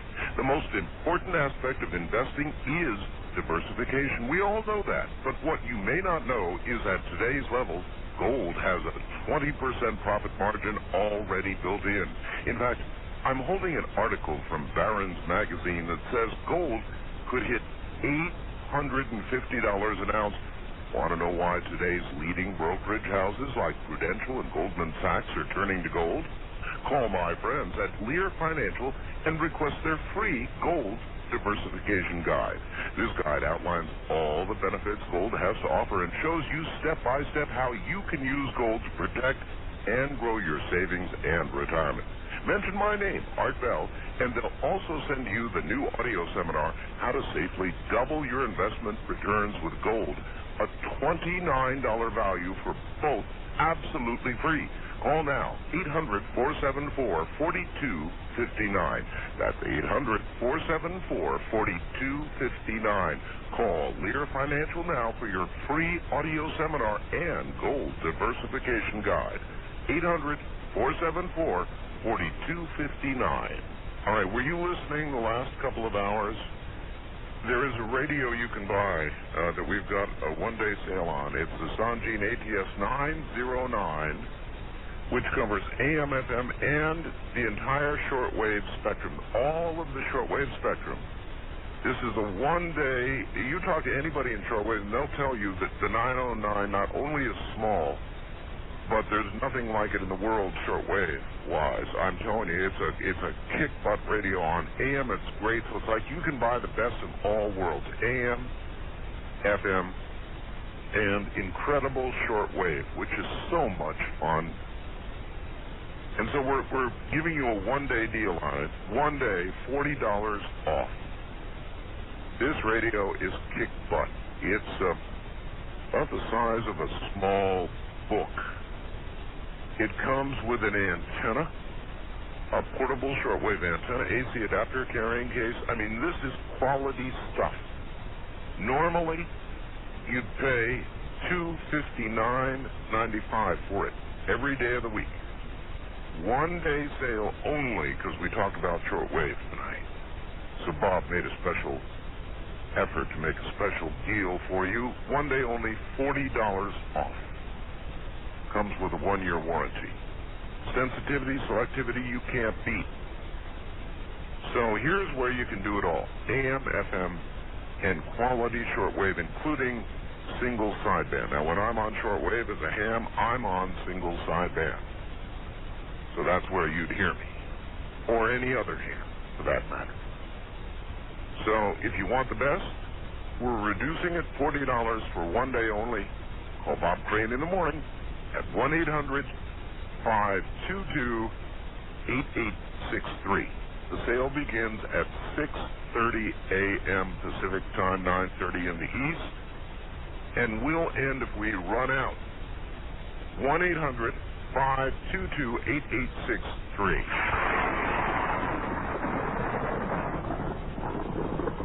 Now, into the dark recesses of unscreened open line talk radio. Who knows what lies directly ahead? Wildcard Line, you're on the air. Good morning. Hi, Art. How are you? I'm fine. I see you have been traumatized by the tax man. Before I get into I have been traumatized. Yes. Right. You answered me and put me on hold, and you normally don't do that. Well, I didn't ask you what you wanted to talk about, though, did I? No. Three things I want to get into. One, I want to get your address. I promised you months ago. It's, by the way, Joe from Boston. I want to send you my cat picture. I want to see if you like her. She's 10 years old and put her up on the web. All right, Joe. Listen on the air. It's P.O. Box 4755. P.O. Box 4755 in Pahrump. That's P-A-H-R-U-M-P. P-A-H-R-U-M-P, Nevada. Zip code 89041. Again, Art Bell, P.O. Box 4755, Pahrump, Nevada, 89041. And we'll see. We've got a cat box area where we put cat box pictures. East of the Rockies, you're on the air. Hello. Hello? Hello. Yes, I just wanted to comment on what I feel is the kind of lockstep Joseph Goebbels propaganda of coordination of the corporate media in this country with this spy plane incident. It almost seems like whenever the United States is spying or bombing or subverting or strangling a country, the media almost becomes a total global propaganda arm. Yeah, I know. But you know, we're not different than any other country in the world except in one respect, and that is that people like you here can call up and say the kind of thing you're saying right now. That is a big difference. Well, I don't know that it makes much more than a small bit, because I think that in other countries where there is sort of an understood semi-official media, people look at it skeptically. Here in this country, they think it's free, they think it's truthful, objective, and they're more effectively brainwashed. I think Noam Chomsky made that point. But on the specifics of this thing, you know, this is a situation where over 200 of these spy flights that are eavesdropping and sucking up all the email, fax, communications between the equivalent of their Pentagon and their White House, their military, up and down their coast constantly. We've got a 200-mile exclusion zone around our country. We blow any country's aircraft out of the skies. We'd kill them. We wouldn't put them up in comfortable quarters and then release them. And when I've been reading some of this. Yes, we would. Yes, we would. If we shot down some sort of spy plane and there were survivors, Russian or Chinese or whoever you might imagine, we would give them back to the country from whence they came. Well, I'm not sure. You're too far down on the U.S. Well, no, it's not being from my point of view. Yes, you are too, because I guarantee if you said what you've just said here on the air with me, in a lot of countries I could name, you'd be in jail. Well, do you understand that? Jail. I'm just saying that I for instance, have seen some other sources like an organization, Space for Peace. They use the number 4 in their Space for Peace organization and their org website. But they point out that the United States, from its own documents, the Pentagon, Rumsfeld has commissioned some of these studies, plans for world domination with special emphasis on using laser weapons against You mean the U.S. to dominate the world? Has plans to use laser weapons with special emphasis against China for domination and control. These are words in the Vision for 2020 document of the Pentagon that's brought out by this organization, and they even compare.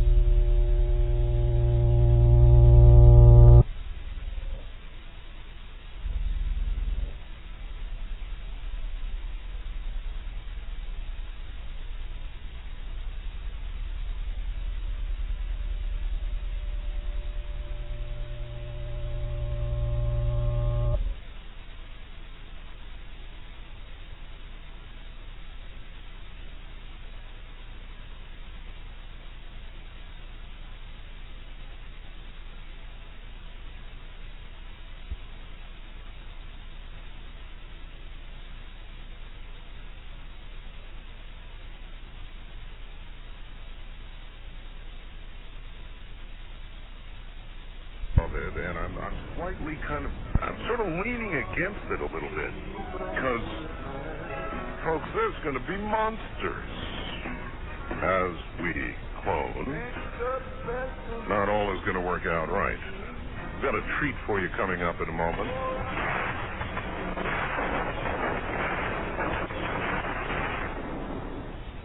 Would you like to feel 10 years younger in 10 weeks?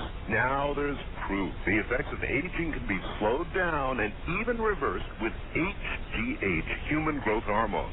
For some time now, you've heard me talk about the incredible age-reversing benefits of HGH. Well, according to thousands of articles, higher HGH levels can help you look and feel younger.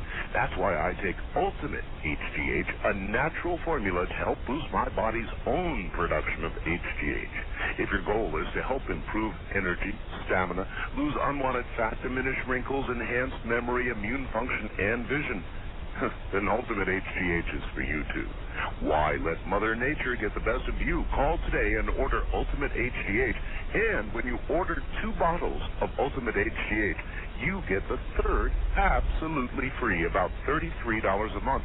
Now, that's a tremendous savings off the typical $100 a month for comparable products. Plus, with your order, you'll receive a free book on HGH, a $20 value, absolutely free. So, call my good friends at Great American Products and order Ultimate HGH today at 1-800-557-4627. That's 1-800-557-4627.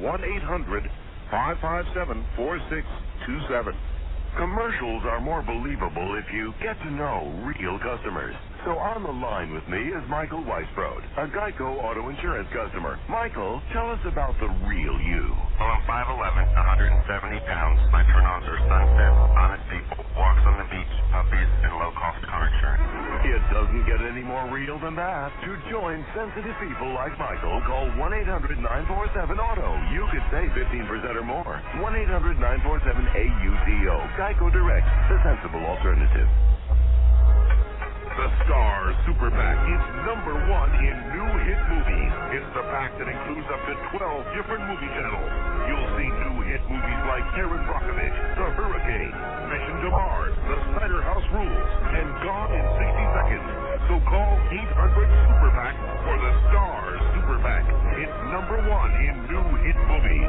#1 in new hit movies based on year 2000 number of primetime viewings of first-run theatricals with at least $20 million in box office receipts. All right. Cloning in mind, I want you to listen to every word of this. Listen very carefully.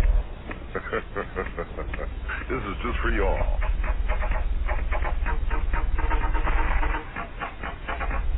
Really got to listen to the words now.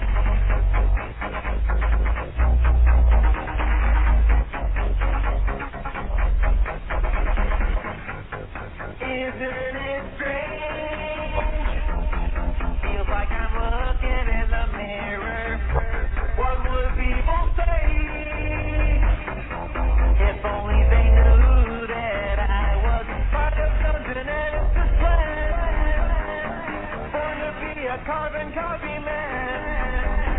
There in a petri dish, late one night they took a donor's body, fell and fertilized a human egg, and so I say, I think I'm a clone now.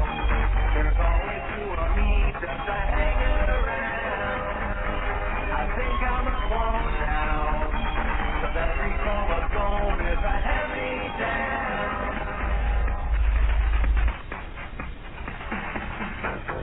Look at the way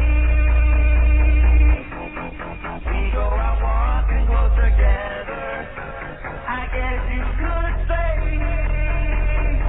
I'm really beside myself. I still remember how it began. They produced a carbon copy man, born in a science lab late one night without a mother or a father, just a test tube and a womb with a view. I think I'm a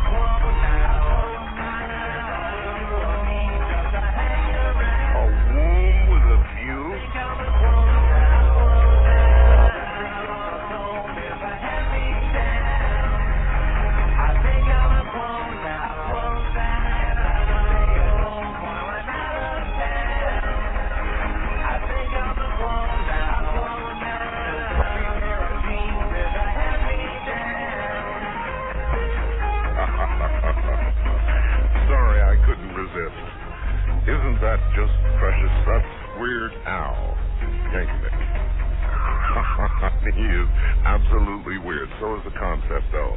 Wildcard line, you're on the air. Good morning. Hey, good morning, Art. How are you?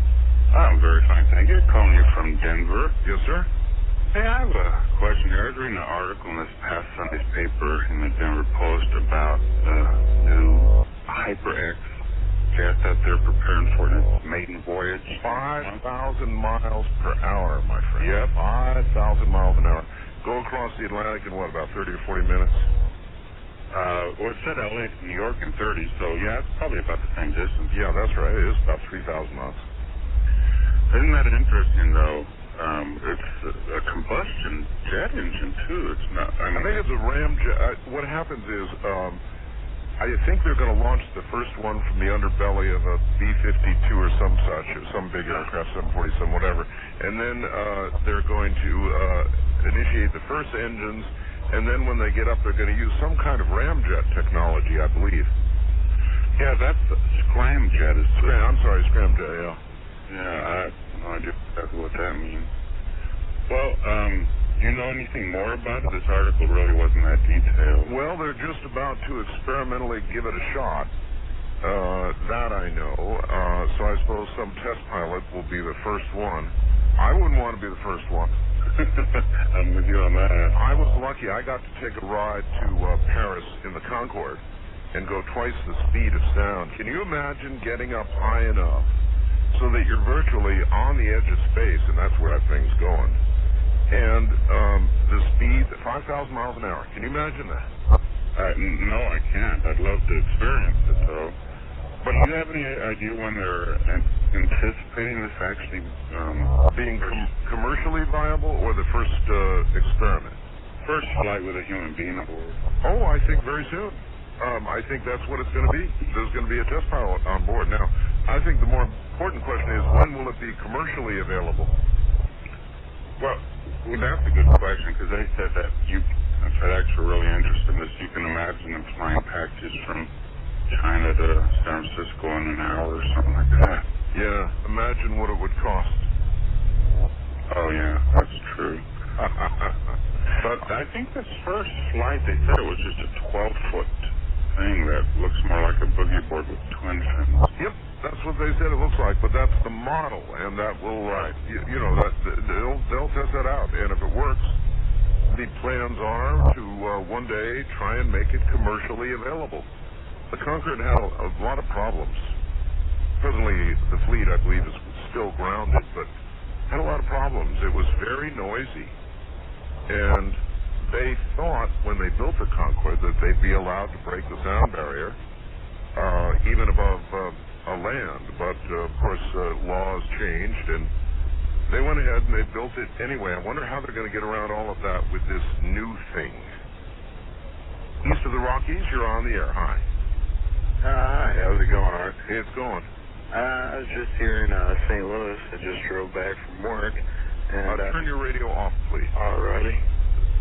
Very important, everybody. Not a problem. Okay. I give you a little update here on the weather down here. It's taking another turn. We are snowing now. What? We're currently snowing. When I got home from work, driving through the snow, I got a little bit closer to my house, and I noticed up in the, I guess you would say the peripheral vision, I noticed lightning also. So you're having a lightning snowstorm? Yeah, I was trying to think of how to describe that. Thunder snow, couldn't quite come up for the words for it. So I've heard of it happening. It's pretty rare. Yeah. But, I'm telling you, the Midwest, boy, right now. Yeah, we're just taking all types of turn. I mean, last week we almost hit 100, and now we're snowing. So. You were almost at 100 last week? I remember we were downtown looking at the thing on the bank saying it was 95 degrees. So. Now you're having a thunderous snowstorm. That's right. So. Well, here, let me give you my salute. All right? All right. Yeah. An inch an hour. That's right. Okay. All right. Thanks for the call, partner. Thanks a lot. Bye. St. Louis. West of the Rockies, you're on the air. Hello. Hello. Hi, Art Bell. That's true. Oh, I didn't realize you clicked on my line. Yeah, Alameda, California, San Francisco Bay. Yes. I'm a CBer regarding to the gentleman that was popular science communications. I'm sorry, Popular Communications, Harold Orr, yes. Yeah, I caught only the last few minutes of what you were talking about. Somebody on the CB referred me to you to this show. Something about you said something regarding they were talking about taking the CB channels and giving it to the hams. Yes. The hams? Yes. And we were trying to decide between that and there was a suggestion about boiling CBers in oil. Now, wait a minute. I thought that was drastic. My background is I spent 5 years working graveyard with businessman radios. Then I got into CB. Yeah, there are a few, how can I put it, troubled children out there that don't know what, let's put it this way, their intelligence seems to equate to 4-letter words, and that's about it. Well, I'm against the fingernail pulling, which was suggested by some others, that their fingernails be extracted one at a time. I thought that was a little harsh. Well, I wouldn't consider that cruel and inhuman punishment, but now I'm kind of kidding you. Well, I understand that. I'm thinking about becoming a ham operator. Good for you. But I have a disability from dyslexia. Are you familiar with that? Of course. Okay. I started one of the first classes for dyslexia in the Bay Area. So I would be considered, I have the new, now you're talking books that you study for your life. Right, they're very good. But I have a reading disability. Severe. Get them on tape then. Well, yeah, but trying to find that can be a pain. Anyway, the thing I wanted to call about was why they want to take the frequencies away from CBers that's been out there, the unlicensed. All right. Well, let me explain to you. Let me say why I'm upset about it. Why? Is for the last, documented 12 years, I have been working with the local city here in Alameda. Yes. We work with the local police volunteers who work as, traffic control for, 4th of July parade. I understand. You do a lot of emergency. Look, listen to me. All right? Listen to me. That was not a serious suggestion. You don't need to worry. The CB band is not going to be given back to the hams. There wouldn't be any point in giving the CB band to anybody. There are now 10 gazillion radios out there, and 10 gazillion people using them, mostly, or not mostly, but at least in part, illegally. And that's going to continue no matter what they did with the band. So it's not a serious suggestion. Relax. Don't worry about it. No boiling in oil, no fingernails, and no, you're not going to lose 11 meters. Although you could certainly make it sound a lot better if you were to work at it. First time caller line, you're on the air. Hi. Morning. Good morning. 97.1 megacycles, frequency modulation, QTH St. Louis. Hi. That's the way to do a station promo. In the spirit of your guest. Thanks. You'll recall several years back you had a guest that claimed he had the ability to turn streetlights on and off at will. That's right. Well, that's when I left your show. I thought you were just too far out there even for me. Really? Well, I'll be daggum if I'm not doing it now. Son of a gun. Now, I can't do it with the old mercury vapor lights. So is that when you started turning them on and off, is that when you decided, well, maybe I'll tune back in again? Yeah. That's when I decided to tune back in and give you my report. Now, I can't do it with the old mercury vapor lights, but the new sodium vapor, the peach Melba lights we've got. Yes. Street light, I can do it with those. And it's gotten to the point I'm so good, I can go down and turn a whole row of these street lights off. And the other side of the highway, they'll come back on. Pure mental concentration. I have no idea what it is. Do you realize what a danger you represent to society, my friend? Well, I'm one of those pirates I mean, on suppose 11 meters, too. You're a pirate on 11 meters on top of everything else? On top of that, to boot. Well, okay, there's one for the oil. But I keep it clean, though. But seriously, this is some strange phenomenon. I don't know what to say about it, but I thought it was worthy to present on your show here. But I'm listening again. I was taking most of your guests with a healthy grain of salt. Now I'm starting to think that maybe there's more to it than what people, the debunkers think. There's nothing like a personal experience. I mean, look, let me tell you something. Growing up, I didn't believe in UFOs. Right. Not at all. I didn't believe in UFOs. And then one day, I saw one. Really close up. And that changes you. And you don't bother who knows or who believes you. You know what you saw, and what difference does it make to tell anyone? Well, if I was an airline pilot, it would make a big difference. But I'm a radio host, so I said, who cares? And I just told everybody about it, what happened to me and my wife. Now, I did have some what you call paranormal things happening, it would seem like, in addition to the streetlight thing, but I don't know what to say about it. I apologize to your guest. I ridicule them. I call them names and everything, but I'd like to apologize to them because you just don't know until it happens to you. It's like getting mugged. That's right. I appreciate the call, sir. Thank you very much. That's right. He's right. And I'm right. It's just like getting mugged. Then all of a sudden you're going to find you're a real big law enforcement advocate. Right to bear arms advocate. Get mugged.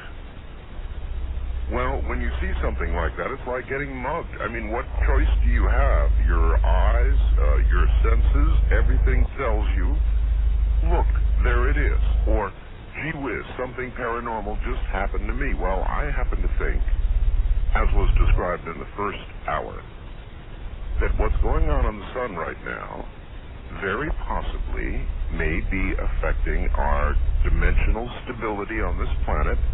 And a lot of what we couldn't see before, we're beginning to see. That accounts for the shadow people. That accounts for ghosts. That accounts for UFOs. That accounts for dimensional portals. That accounts for all kinds of new things that we're suddenly hearing a lot about. And callers like you just heard. East of the Rockies, you're on the air. Am I good to go? You're good to go. Where are you? I'm in North Myrtle Beach, South Carolina. All right. Yes, you're fine to go. Go right ahead. Yeah. Oh, wait. Turn off. Let me turn this off. Turn that radio off. Yeah, Art, I was just wondering maybe some point in time, maybe in the future, you could have someone on to speak on this Human Genome Project. Seems to be getting off the ground pretty well. Some very strange things are being found out with in that project so far. I think I'm a clone now. But, what do you think about the idea of clones? Well, cloning seems to be viable to a certain extent. Unfortunately, but I believe it'll probably come to volition at some point here. I'm thinking it's probably already happened. It's more than likely, probably so, probably somewhere in Europe for sure. It's going to be a real interesting future world with multiple copies of people running around. I don't believe there'll be complete copies of it. Seems like there's something in the DNA. It's not the mitochondrial DNA. I can't right on the tip of my tongue, but it's not a direct, complete duplicate. Well, they may get to that point, though, where they actually can do a complete duplicate. That's what I'm told. Yeah, and the present state of technology does not support that, but we will get there. As you pointed out, as we continue to unravel the secrets, we'll get there. Yes, well, I enjoy your show, and probably more than most people think, we've probably already got something in the form of Aurora flying at 5,000 plus miles an hour. Oh, sure. Of course we do. Look, if they're testing the commercial viability of an aircraft that'll do 5,000 miles per hour, and get you from the East Coast to Europe in 30 minutes or to Asia in 35 minutes, then you can darn well bet that our U.S. military has been doing it for a long time. A long